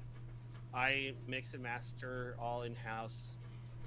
And funny enough, because of the second floor that I live on is an open floor, and I can't use studio monitors. I have to use headphones. I'm not trying to brag. Probably the best in-ear headphones I found that'll work correctly are JBL Endurance Max 2s that you can get for $20 on Amazon. And then not too long ago, tax time came around. Got my son, because he's been wanting to learn how to play drums. Now, got my son a digital drum set, as well as we went ahead and paid for a full year of Musora, which has the Drumeo, which has Drumeo, Piano, and all them on there. And they were running a thing of if you subscribe for a full year through the Drumeo side, you get a free pair of $200 worth in-ear monitors. So guess who got the in-ear monitors? Because I do not trust a 10-year-old. You did. Yes. Unfortunately for me, for God knows only God knows why, but pretty much the audio. I don't know what's Windows 11 audio jackson. The audio jack just doesn't work for Windows 11. It just doesn't work for some reason. Huh. Unfortunate. I've never So- upgraded to Windows 11. I'll go to Linux before that. So. Let's just put it this way. Oh, go ahead. Sorry. I say the only headphones that work for my setup specifically is the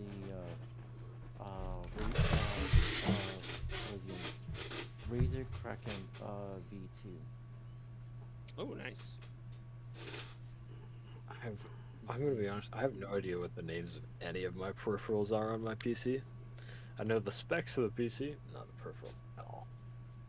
I know I got a wireless headset, a wired mouse, and a keyboard that is crusty and old. That's about the extent of it. So what I'm using is a Focusrite Scarlett Solo, which is an audio interface for if you're wanting to record or stuff, if you have a digital audio workstation on your computer. Now there's obviously more expensive versions, but if you're not really doing much, it's not a bad way to go. However, I will always recommend this as a musician. I have this up on my. I do have this up on my side.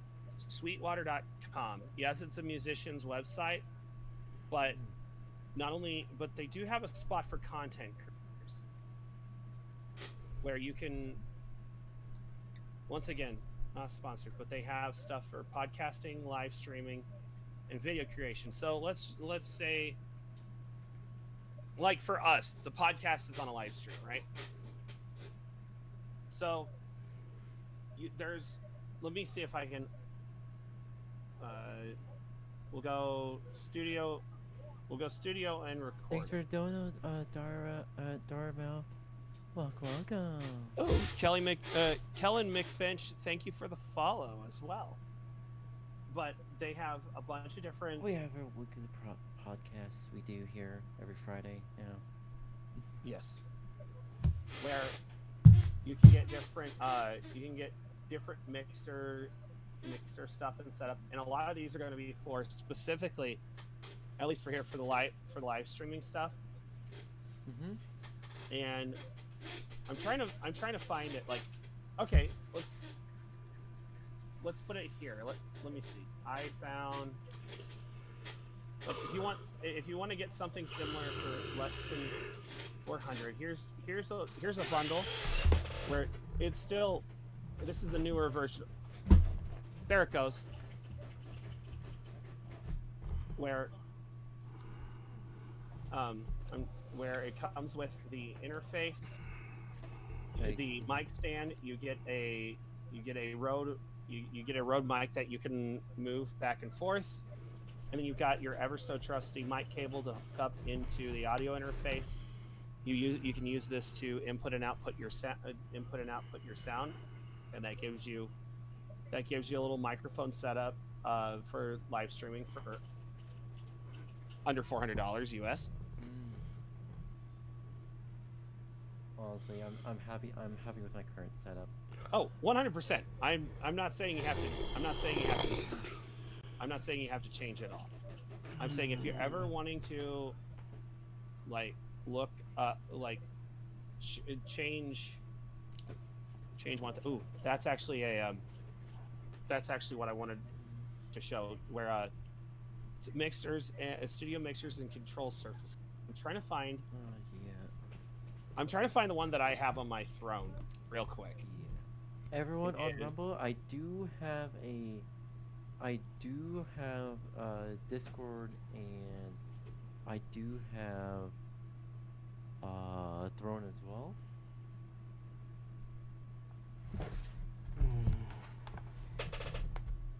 Yep. And so this is the one that I've been looking. Is a Mackie DLZ Creator XS Compact 6-channel mixer. You have this is the smaller version. You have everything at your fingertips here. I don't need a bunch of buttons and whatnot, but you can route all your channels out. You have you have your power. You have the USB-C to hook it up to your computer, and two mic inputs.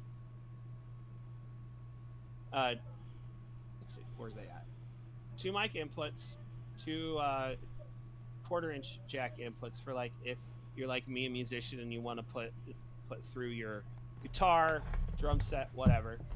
Two headphone outs, two monitor speaker outs, and then and then here's the 5 and 6 in. I can't remember what that jack is. Down here, this is the USB-C jack to connect to your computer. You can have additional memory in it.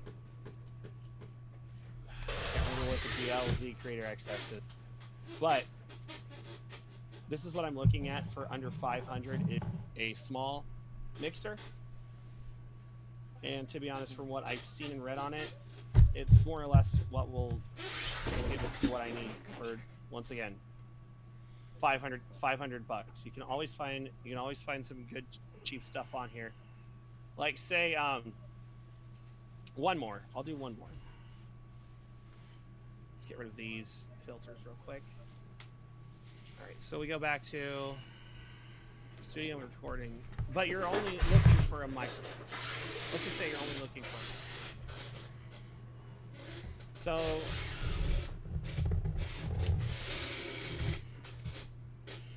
So if you're looking for a if you're looking for a simple setup, you can and you already have the mic stand.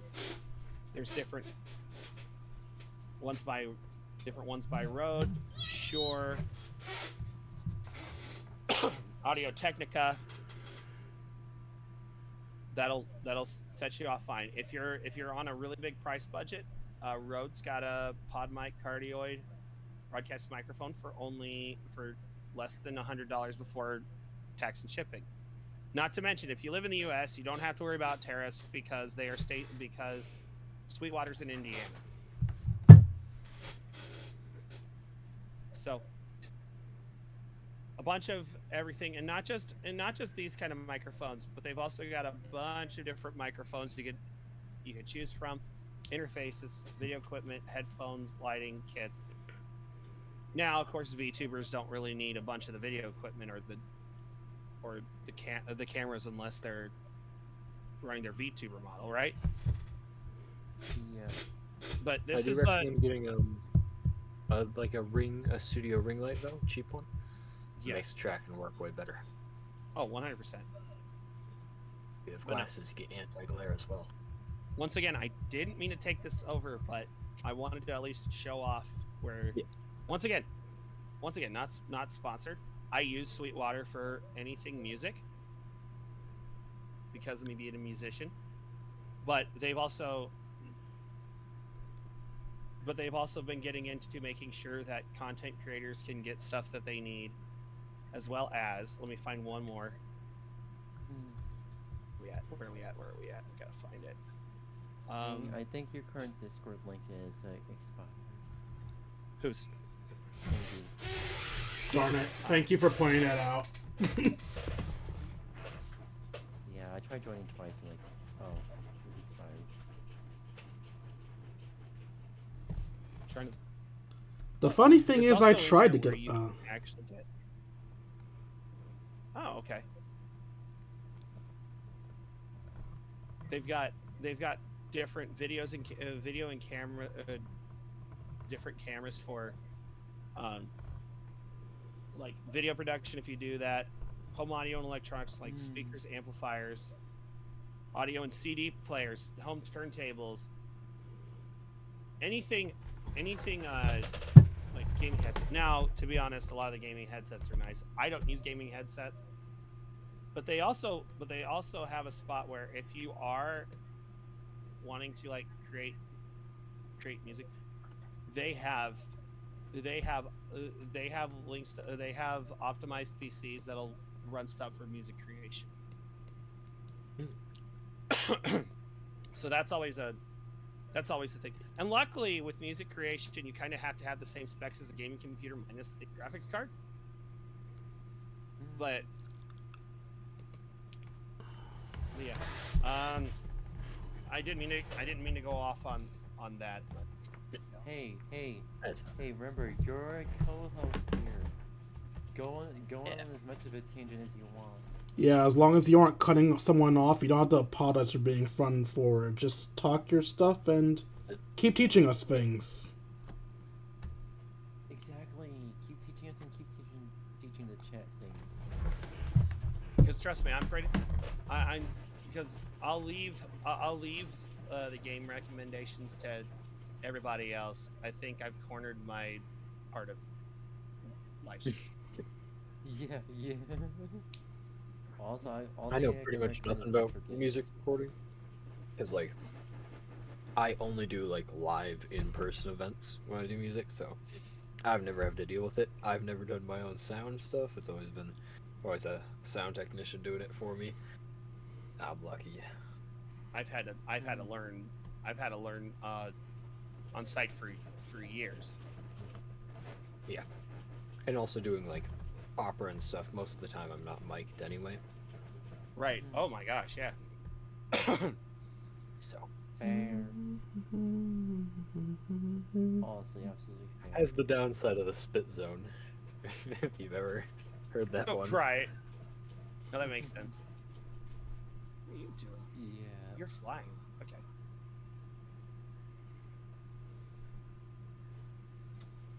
But yeah, no. I would recommend. Yeah. Now, obviously, you don't have to go there for everything. If you've got a specific, if you know exactly what you're getting for your computer PC, that's fine. Um, Obviously, stick with that. As far as when it comes to if you're needing to get a little audio interface, so that way you have something else other than the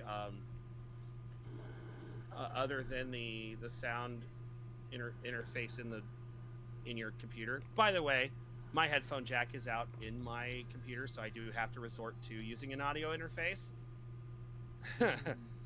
So yeah, no, this works very well. The solo is used for my for this and everything with my laptop. I have a Scarlett 2i2, which works a little differently for my music keyboard rigs, which also my laptop runs because I use it all live.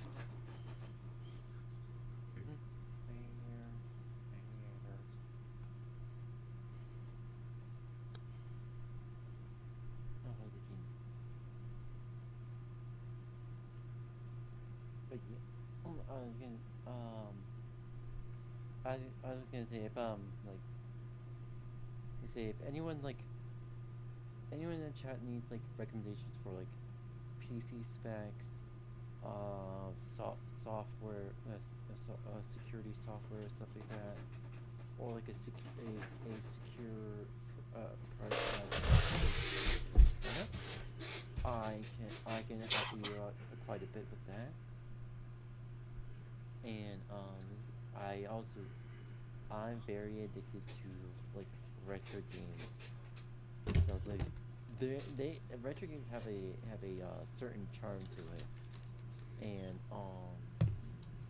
it has a charm that nobody really replicates outside of Cuphead and what was the other game?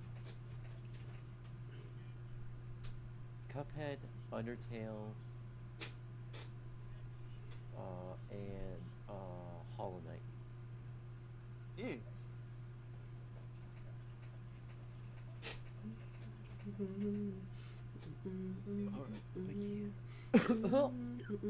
But yeah.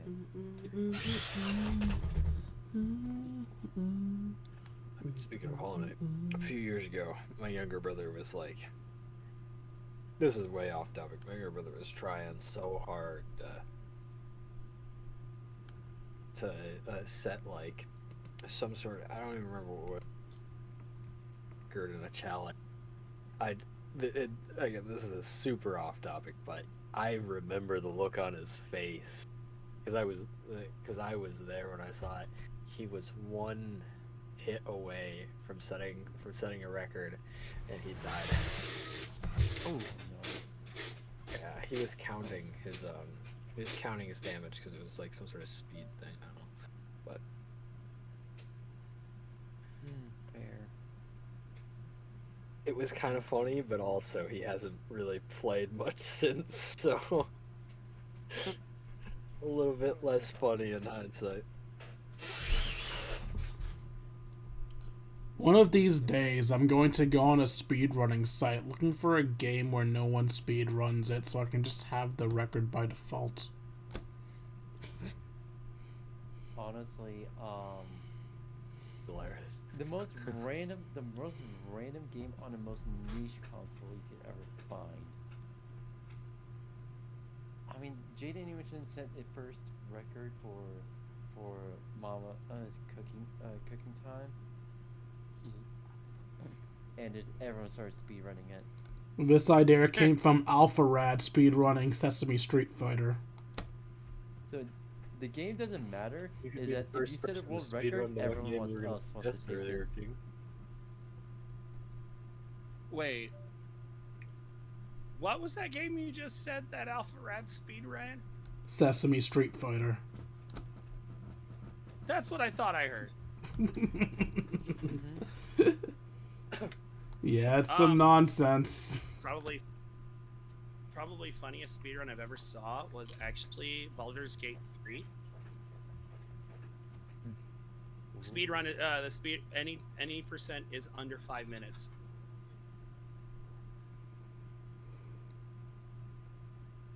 Nice. I don't know More why or less. the Steam new and trending section. This is a mistake. I was just looking for like obscure games that could be theoretically speedran, and I mean, you guys know what this section's filled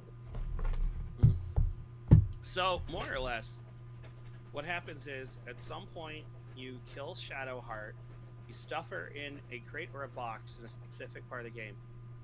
You somehow physics abuse to where it launches Shadowheart's dead body into the third act, into the final cutscene, and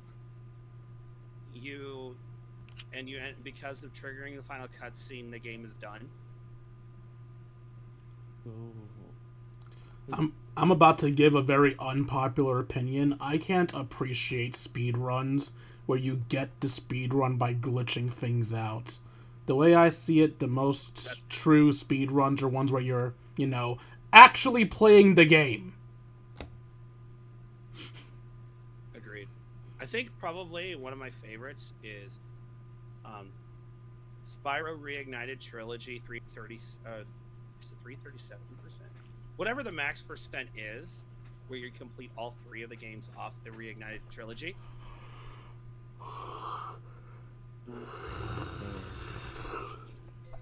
And most speedrunners do it in the order of 2, 3, 1.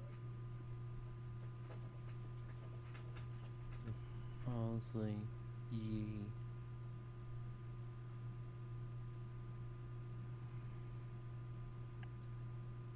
Yeah.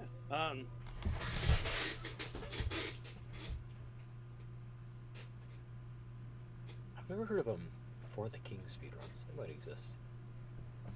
I could imagine so. Yeah, I feel like it's a popular enough game to have speedruns because it also has a sequel. A sequel that I will one day buy when I have money.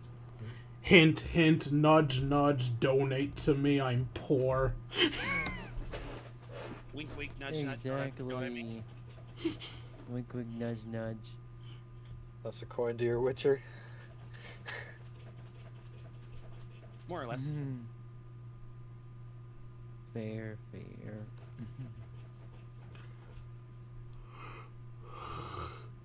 He just casually boots up Need for Speed Most Wanted. Okay. Have you played Black Edition? The Need for Speed, this version I have is the Redux mod, which has the base game plus the Black Edition on top of it. Awesome. So it is a fusion. It is a fusion version. I wish I still had my physical copy. I had Black Edition and I played the crap out of it. Also, I played the crap out of Underground 1, 2, and Most Wanted 2005. That's fair. Although I will say Underground 2, I wish there were cops in the game. Oh, thank you for follow break. Oh yeah. I almost forgot to do it. And You now almost forgot. I can spam hydrate. Oh shit, thank you for the Alright. follow. Let's see. Thank you for the follow, Autumn the me. Slime. Oh, that's you. Thank you for follow, That's me. Autumn. Thank you anyway. We're still gonna say it. Thank you for the follow, Brig We're still gonna TV. say it.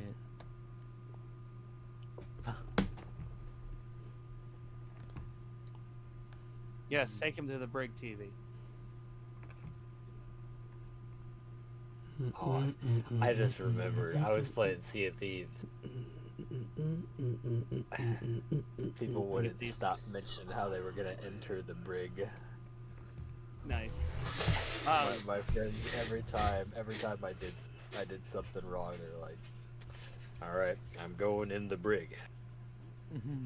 Guys, you have to. They would say that they're going in the. You gotta be careful with the phrasing. Did you get to play the Monkey Yeah. Island stuff on Sea of Thieves? I did not.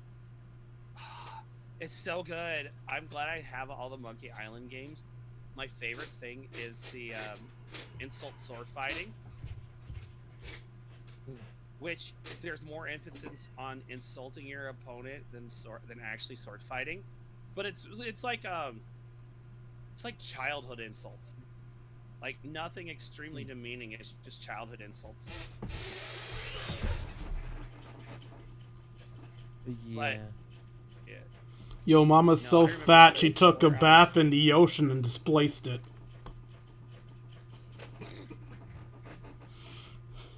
That one I've not heard before, actually. Joke that I like saying is, my wife told me to stop acting like the flamingo, so I had to put my foot down. Oh gosh. Oh man, you're definitely a father. Oh, 100%. 100%. You don't even need a paternity test.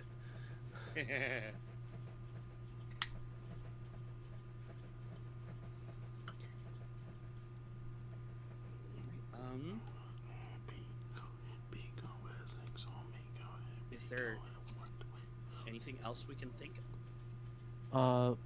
One thing is I noticed that the retro community, the retro game community has been pop well, as obvious as it is, it's been popping off lately. 100%. I mean, they've got some crazy new cards out, but also Oh, everything's absolutely. getting expensive, so definitely not the time Yeah. to buy. Yeah. Plus, getting back into the good old fashioned Need for Speed is quite a bit of a refresher for me. I'm not sure if like y'all have recently got back to like your own childhood games or some sort.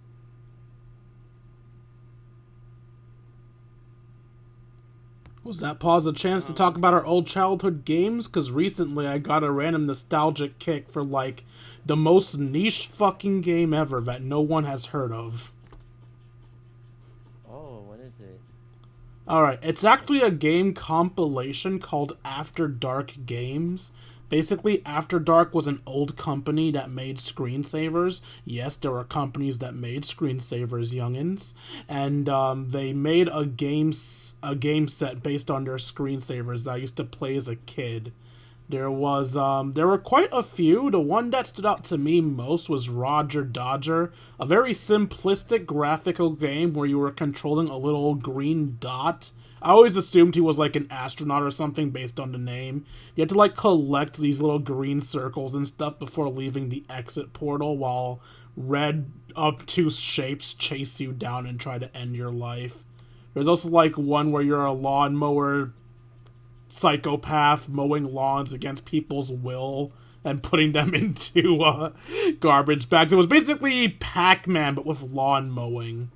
And then there was one where you're playing as a toaster running through a house trying to reach a baby. I don't know why the toaster was trying to reach the baby, but it was hilarious because everything in the house was trying to kill you. The games were super stupid and super niche, but they were fun. That's fair. Yeah. As for older games, I remember playing a little bit of Dwarf Fortress, like the ASCII art version, not the full art version that's on Steam now. But I mean, my big gaming stuff has last 10 years. I did play Minecraft Data. Same. Oh. Not only play Minecraft Data. 6 was always my favorite. But I gotta quickly take dogs out. Have a nice walk. Don't die. I will. I'll still have my. It might help that I don't mute myself in the middle of my explanation to y'all. Yeah. I'm gonna have my screen. You know, I'm just gonna mute my end, and I'll unmute when I'm back. Yeah, fair.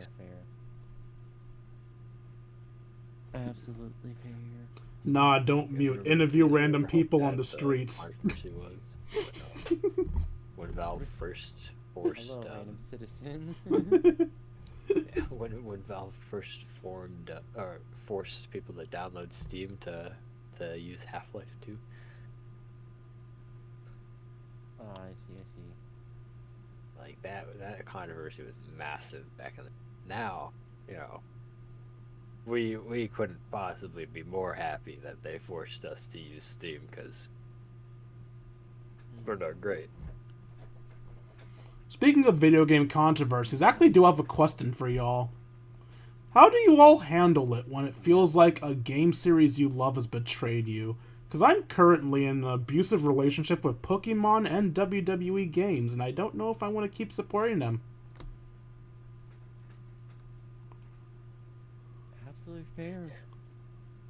I've honestly not really played a ton of games I've been very lucky. I've skimped out on playing a lot of the games that have had sequels that turned out really terrible, like terrible business practices. It's really just for me, I just play Valve games and Team Cherry games mostly. Fair. There's some of the Paradox Interactive games, but Paradox has kind of always been evil. You know, let's not get it twisted. If there were DLC back in the day, they would. They would have been on it.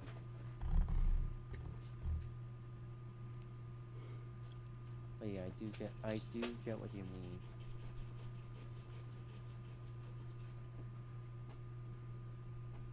Yeah, I think, honestly, I stopped playing any sort of Pokemon games after Gen 3. I don't even have I've never even played the color version of Gen 3, so. Yeah, I find myself if just it's this, possible to put down the Game Boy, you know, I definitely say Pokemon probably isn't the right game anymore. Unfortunately. Unlike most people, I actually continued to love Pokemon for quite a while. I never truly got bored of a Pokemon game until we reached Legends ZA. I don't know what's up with Legends ZA, but once we reached Legends ZA, I got so bored that for the first time ever, I just stopped playing a Pokemon game. I'm also just pissed at Nintendo in general with how they started off the Switch 2 and with the whole lawsuits controversy. Nintendo's starting to show off that they're evil and don't give a damn, and I'm not happy about that. I still haven't bought a Switch 2 because of this.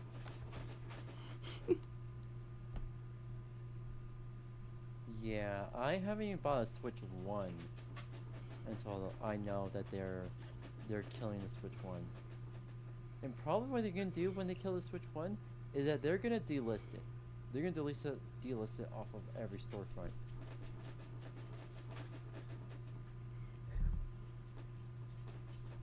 Which they have every right to do so, but at the same time, it's very scummy. By the way, just gonna bring this up. I will unfortunately have to go soon because I do still have some projects I need to finish up.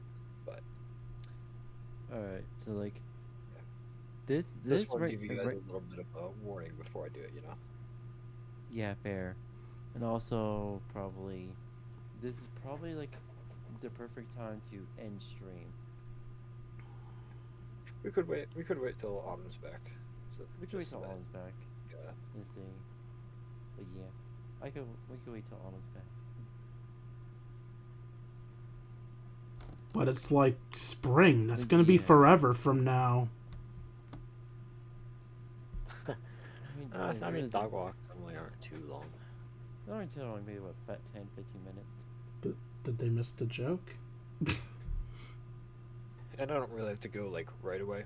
I was giving you guys like a, just the warning is like probably at about 8:30 I'll be popping off because I've been trying to run servers for the. I play with a group on Minecraft, and I've been trying to run servers for a while, and everything I do laggier and laggier, so I do have to hunker down today and actually fix that because it's been. We have like a Linux setup and everything I've been set up because he does a lot of network with computers and he's better at that stuff than I am. But holy, it burns through the RAM. We somehow managed to make a Minecraft server of like 16 people burn through 32 gigs of RAM. It's like, Oh wow. so I gotta figure out what's causing that.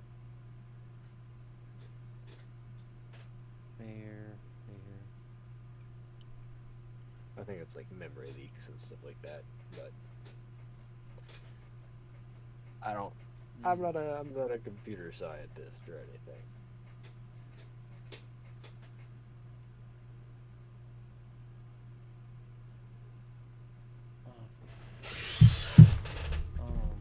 I did like want to go to. I did at one point want to go to college for computer science. I still want to get into cybersecurity.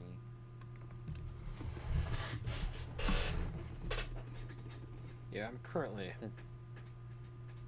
just trying to get through all the college gen ed stuff, and because I can't do full time right now because I go to a trade school at the same time, so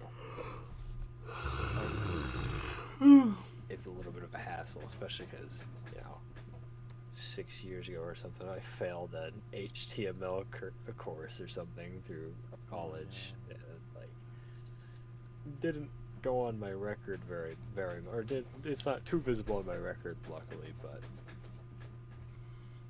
I definitely want to take it a little slower. Yeah, I do understand. I've been more going towards the self-taught route. Yeah. Not only is it cheapest, but also I'm able to learn at my own pace and my own way.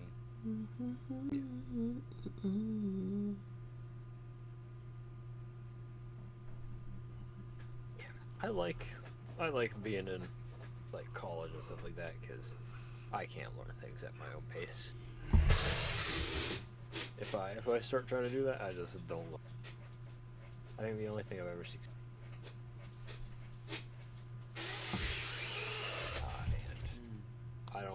I can't draw from imagination at all.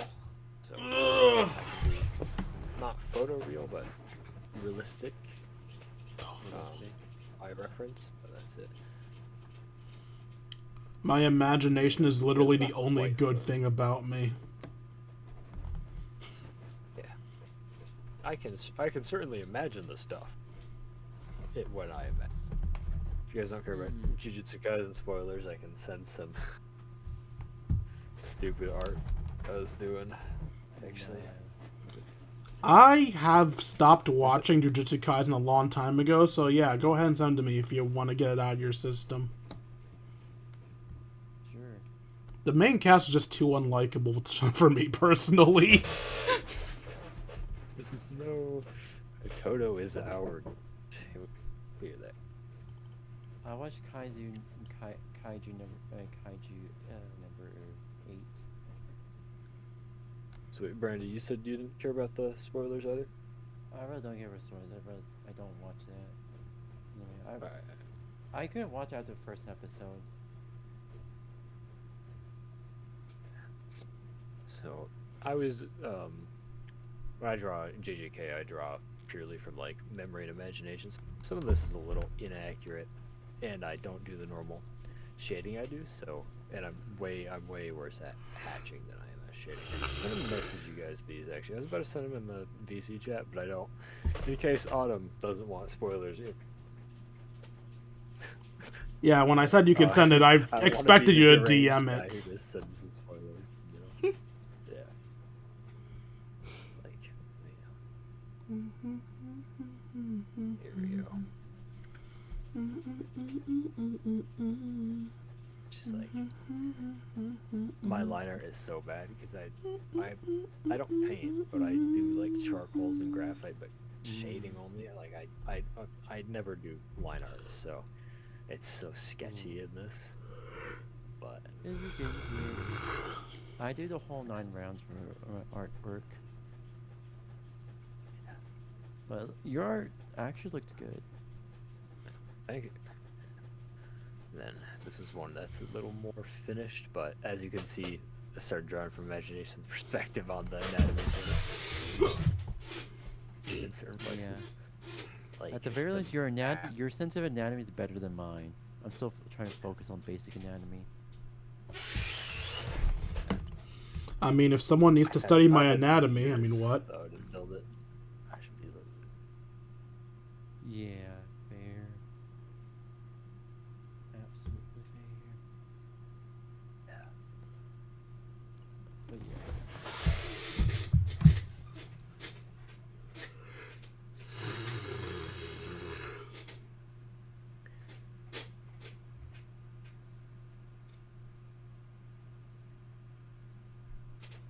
One thing that my friend group's been planning to do that I think is gonna be really goofy when it comes to like art is I'm gonna make JJK parody that has it's gonna be terrible. It's gonna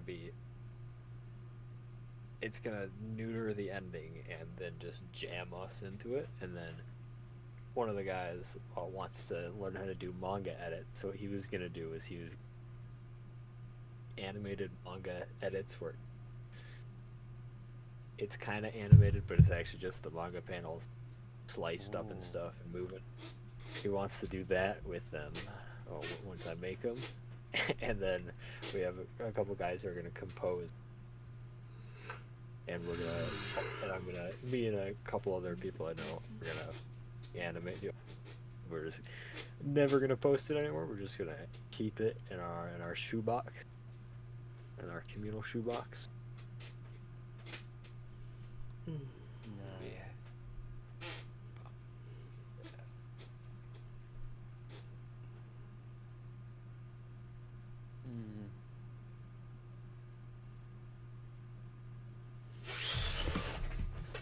So, do we have any Invincible fans in the chat? I've never watched it, honestly. Haven't watched what? Invincible. Invincible. Invincible. I watched a few episodes of Oh, Invincible. we got Hydrate redeemed. Ooh. I'm out of water and the stream's almost done. I'm not getting more water. Autumn's gone, so Autumn can't. Yeah, so somebody joined. Yeah. Call me a nerd thing. Autumn's gone, so we gotta beat him up over that one. You know, Hey, Tenko. can't cut him any slack. Don't worry, Tenko. You'll always be our. Yeah, I'm getting banned. Yeah. I swear I just started hearing Doom music. I'm not schizophrenic, right? Yes, you are. Mm. It's okay. We're all a little schizophrenic. Yeah. Just a little. Yeah. Yeah, I mean I think my art journey started in like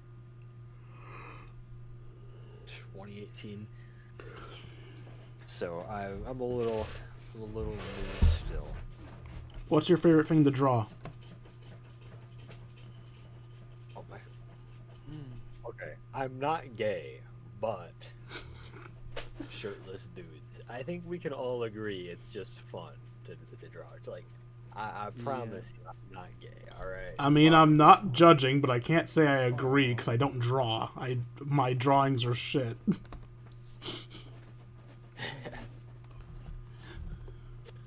Oh, Tanker draws Yuri apparently.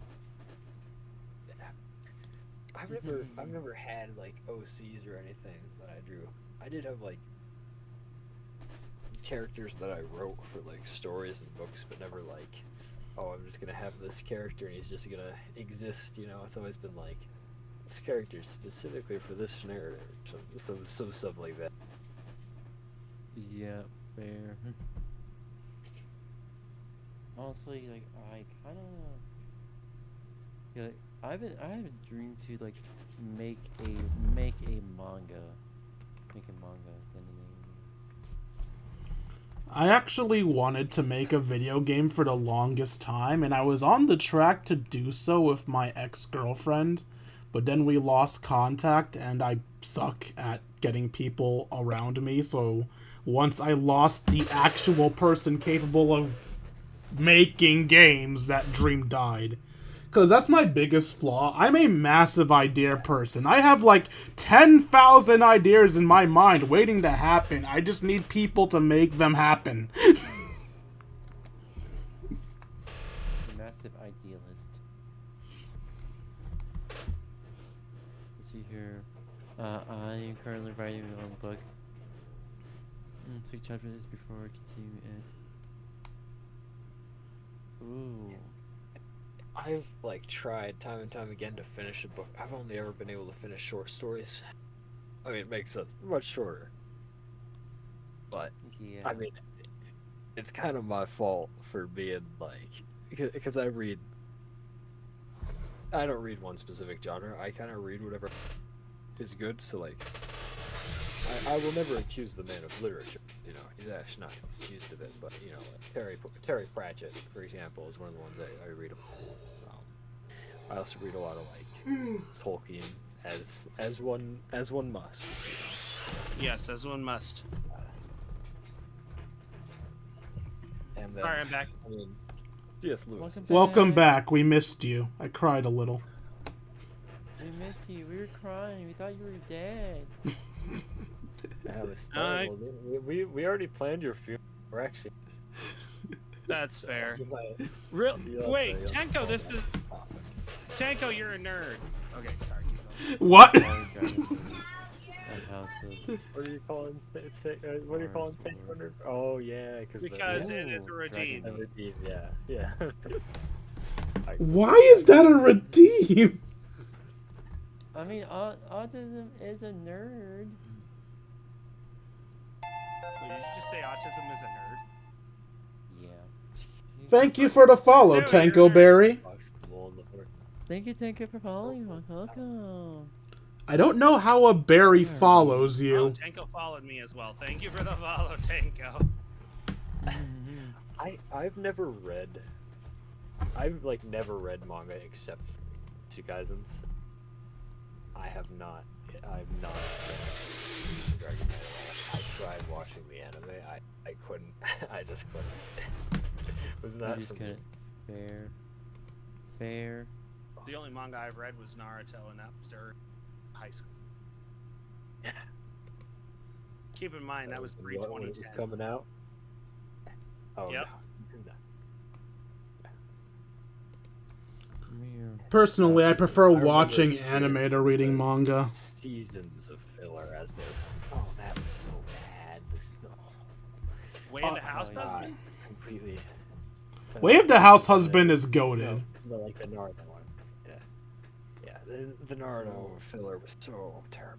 Unpopular opinion. Yeah. I don't Yeah, dislike the filler. I actually like it quite a bit.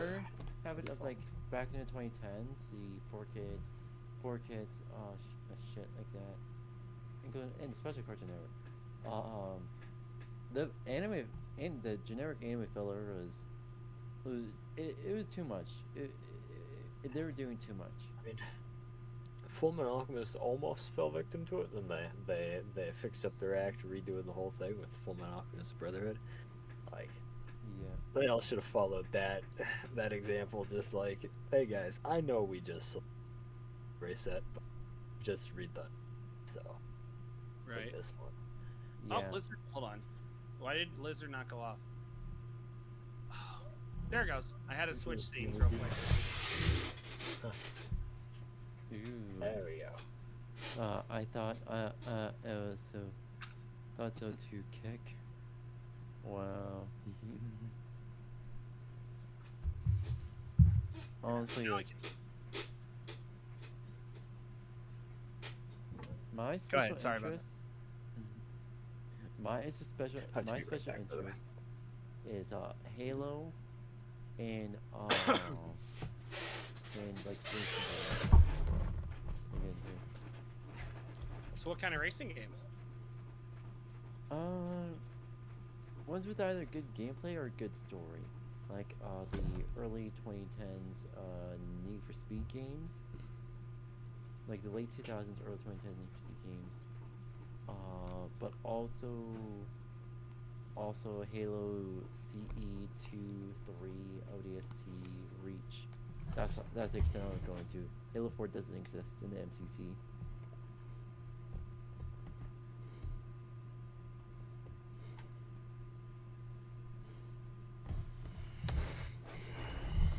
Here But it the is. duck has my name for some reason. Yes, it's this one. It says, hello, my name is Autumn the Sly. Show it, Tenko. Pop. Yep. Johnny. Placid Plastic Duck Simulator. Nice. Yeah, the sound isn't working because there was a glitch. Oh yeah, inbred duck. Inbred. Till the very next day. I know, I thought it was a fox as well, Suey. I thought Oh. you said inbred duck. Well, yeah, there's Well, it definitely is fun to have.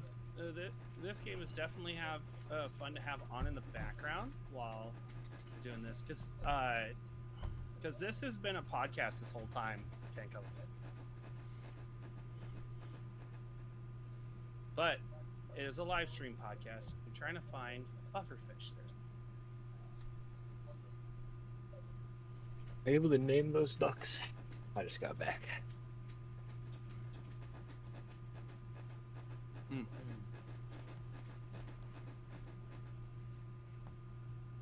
Oh, sorry, Mr. Donut. Yeah. Oh, okay.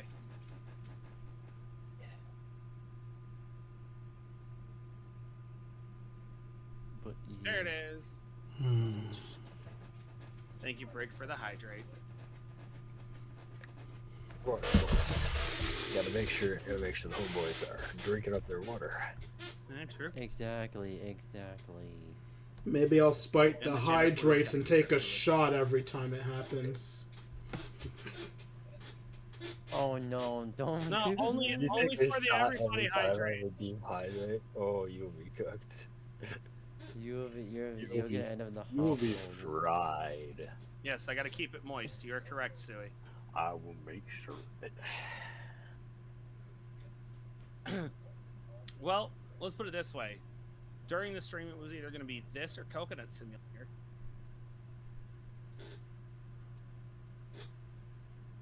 Oh wow. This is actually the first and after time. Coconut Simulator was done, then Coconut Simulator 2.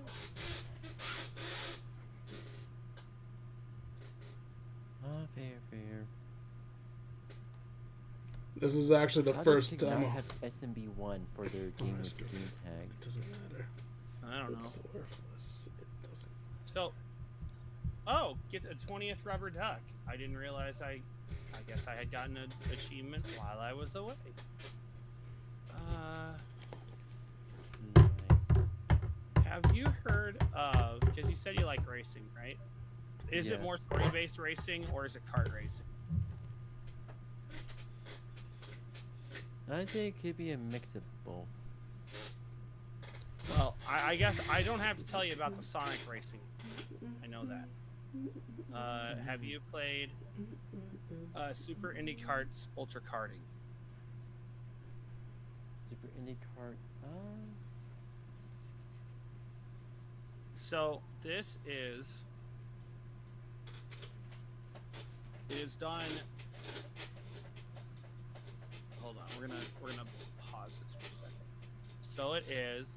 So it's in early access still. Is a retro 90s style karting game, a large curation of in-game karts and game-themed racetracks in both the 16-bit flat super style and the 64-bit low poly ultra style. Time trials, Grand Prix, split screen GP, quick race, mission mania, and a few battle modes. There's plenty of ways to tackle the tracks. We get stuff from Burrito Bison Launch to Libre, Toe Jam and Earl, Back in the Groove, Runbow, Mutant Muds, 2064, Cannabalt, Tesla Grad, Nightmare Tower Inc., Duck Game, Freedom Planet, and Crosscode, not to mention more stuff. They are okay. So indies so far, and here's all of them.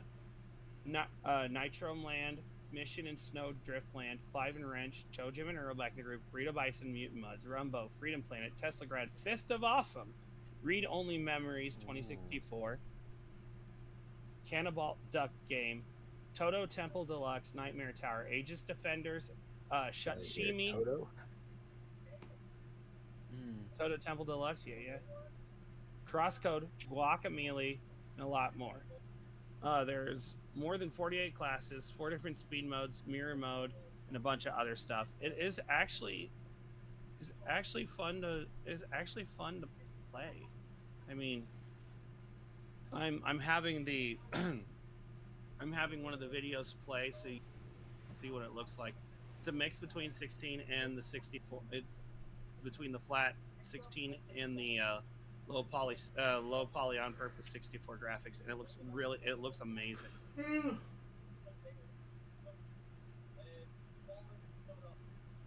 Oh yeah, I have this game. I've had this game for I've had this game for a few years. I do recommend it if you love kart racing. It's just the only thing is trying to find people to play with is the big thing. Oh, the mouth popping went off.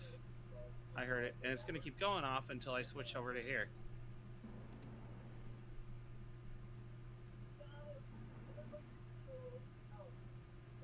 Yeah.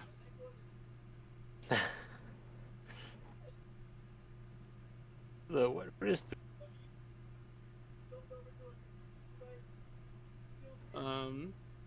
Trying to think of. Yeah.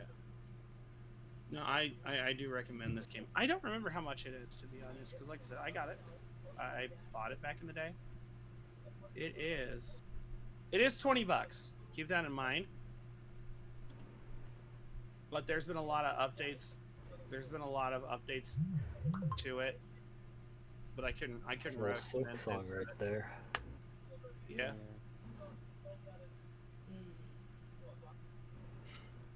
And One-Legged Seagull have been putting in so much effort in that game.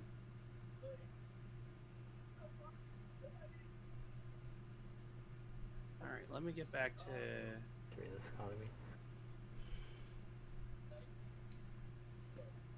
Let's see what the next stuff was that just dropped. I do got it. I do.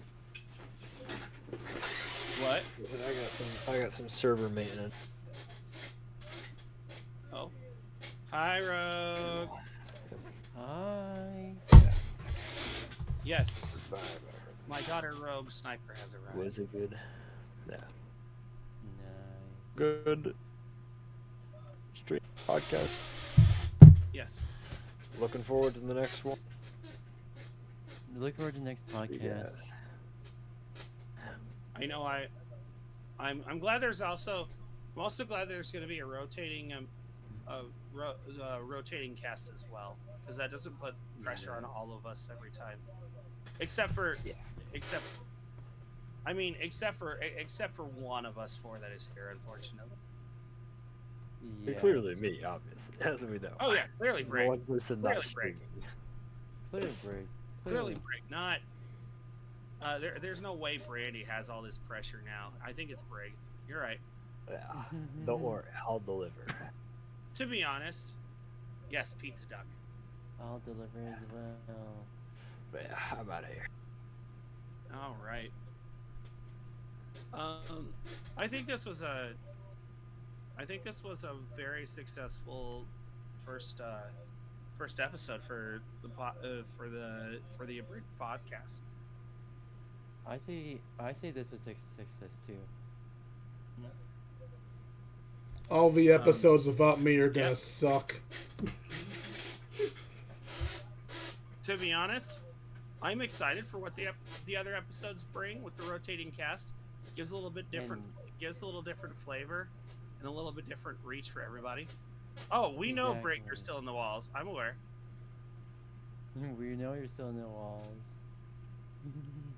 But yes, Also, good. Since now your name is in the chat, I can click that follow button. There we go. But yes, everybody who's usually here for my stuff that don't know them, this we have Brick TV who just left, King D353 who has the Fox picture over there, and then we've also got Brandy Blitz, the wonderful android cat girl who set this whole thing up.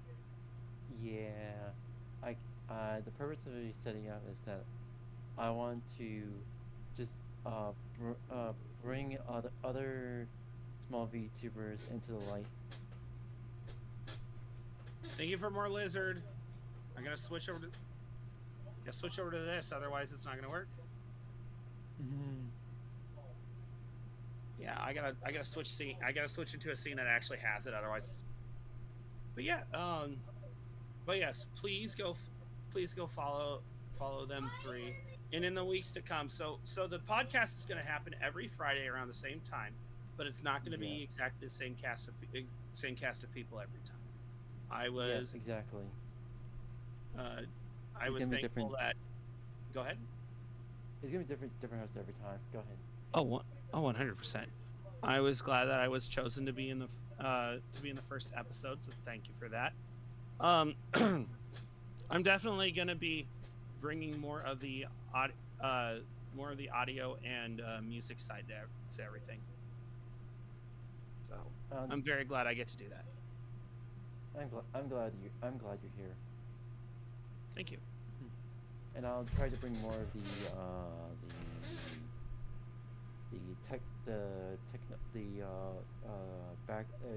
back end side of gaming, and more of the programming aspects, and go into more of that.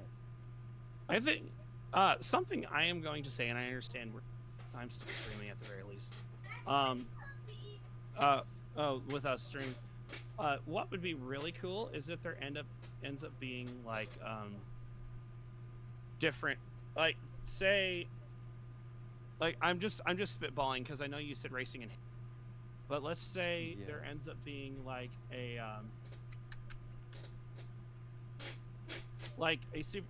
Smash Brothers tournament, or like the Pokemon Championships coming up and everything like that. We can always lightly touch on those subjects as well if you want. Yeah. Why did my dumb ass think you were gonna say we Greg. should do a tournament? Yes, let's do a let's do a tournament of everybody that's part of the. No, I'm kidding. I will happily victimize all of you.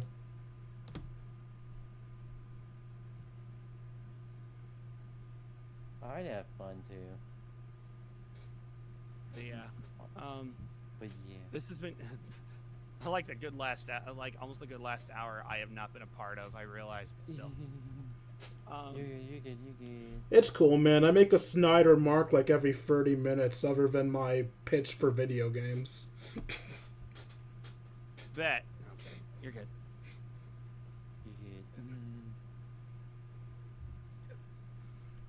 Glad I was able to fill in for who was it that was supposed to be here before as well?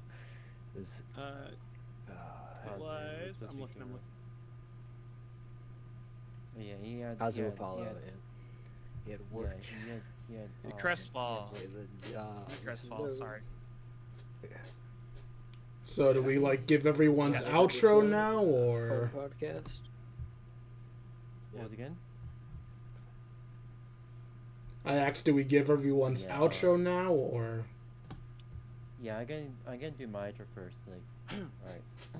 Yes. I just want to say, thank you everyone for joining today's stream. My name is Brandon Bliss. I'm a variety streamer. I stream lots of video games, chess, and anime, as well as I draw art, and hopefully, I'll be doing 3D models for everyone here. Oh. And what's you go next? Autumn, you want to go next? Sure. Thank you everybody for joining, popping in, popping out when you can.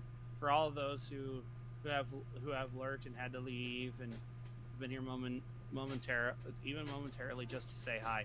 Thank you everyone for popping in for this first episode. I hope the podcast can keep going for a long while, and I hope we have. I hope as well that the rotating cast also has a good time. Also has a good time, and everybody meshes personality wise together. Because otherwise, it's not going to work. And we want this podcast to work. And thank you. Yeah, we want this podcast to work, and we really want to make sure like everyone is included. Also, go ahead. Yep, go ahead. I was gonna say, so I know it was said earlier in the podcast, but where can we find? What socials can we find you at, Brandy? I do have my socials command.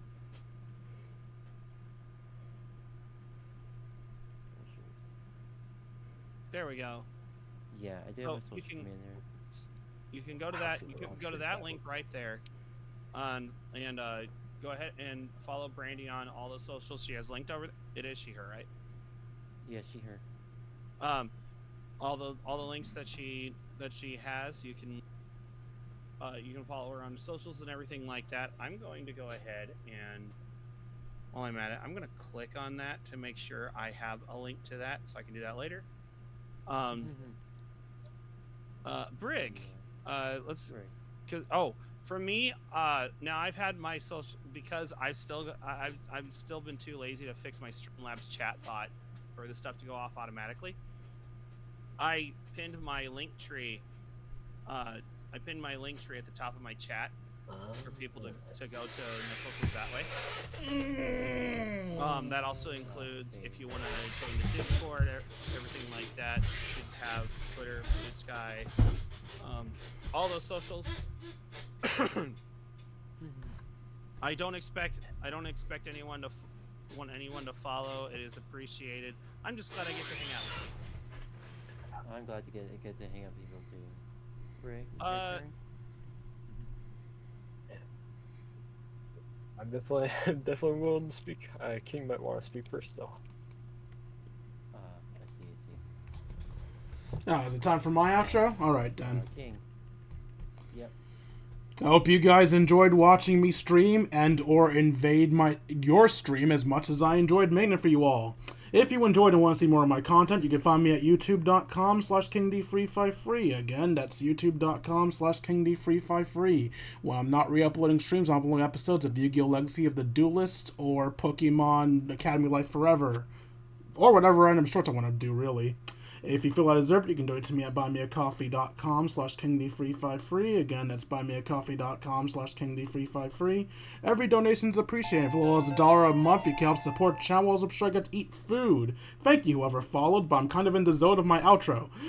If you want more control over donations, you can instead donate to me at Throne.com/KingD353. Throne involves less around monetary donations and more around gift donations. Rather than giving me money to get something, you can just straight up give me the item you want me to have, be it equipment for my channel, food for my mouth hole, or something to troll me with. Send me a bomb for being the most awkward podcast host ever. It's your call.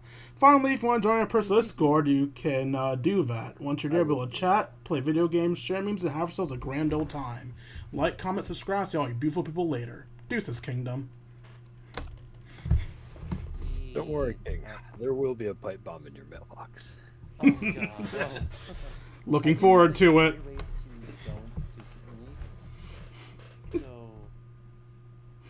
Let me do that quickly. Yeah, those are the 3 ways to donate. I also have it in my socials link as well. um, the purpose of yeah, this is only to like not only be able to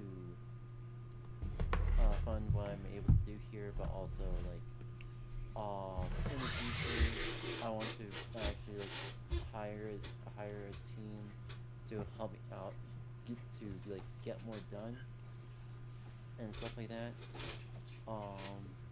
And we do have like as for our sound alerts, go ham and wild with it. I made sure to cherry pick the most absurd, lewd, and chaotic soundboards. But yeah, pretty much. I just want to say thank you everyone for joining this week's podcast, and thank you everyone who tuned in to support us. Your support is very much appreciated, and we want to be able to not only like potentially get more small VTubers here, but also have like guest stars and stuff like that. So like just like to be like how to say this, a massive small VTuber universe kind of thing, cinematic universe kind of thing. But yeah, that being said, Rick. Oh yeah. Rig,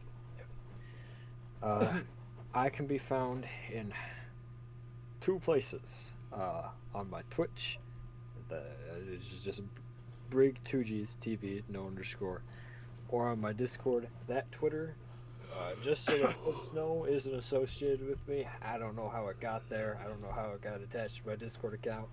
Don't look at it. Trust me. yeah. The water count for this stream was 2 liters. Not my record, unfortunately. I need to go for the record again. I think I have to get a Oh gallon. god. Also, another way, we do have our podcast stage in my Discord server, where you can interact with us directly. Yeah. Yes. So like as we're streaming all of our streams, anyone can go into my Discord, go into the podcast stage, and chat with us directly. So But we also do recommend everyone watch our streams as well. Yes. yeah, I will That being said. probably be done with my 1.5 year long rebrand at some point in the next 2 years. So. I think I'm gonna wait till like Recording that. I have the funds to like do a whole get a whole new model and a soft rebrand. It's gonna be looking similar to this model, but have a like kind of a soft rebrand kind of thing going on. Right. I do have a VTuber model on the way that's currently being worked on. I am excited about it. The amount of, I hate to say this, because of circumstances and whatever, the amount of PNG, 2D, and 3D models I have went through is bonkers. But finally, I can have one that should not cause me any problems, depending on who. But It's okay.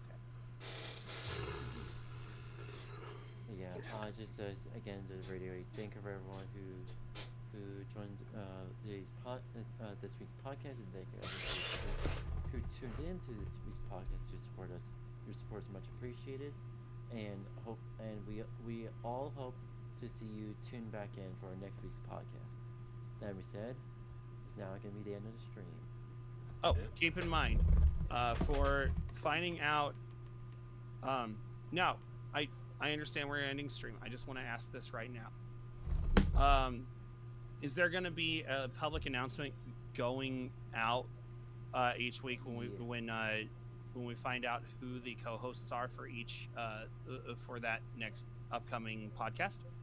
Yep. Now I will put on my Discord server. I will put on I will put up the announcements for my server for like this week's host, what the topic is gonna be, so everyone everyone will know what to expect. All right. And also thank you, Foxboy. We appreciate that, and we're happy to pretty much like entertain everyone here. That being said, we gotta get going now. Bye bye. What's the name? Peace out.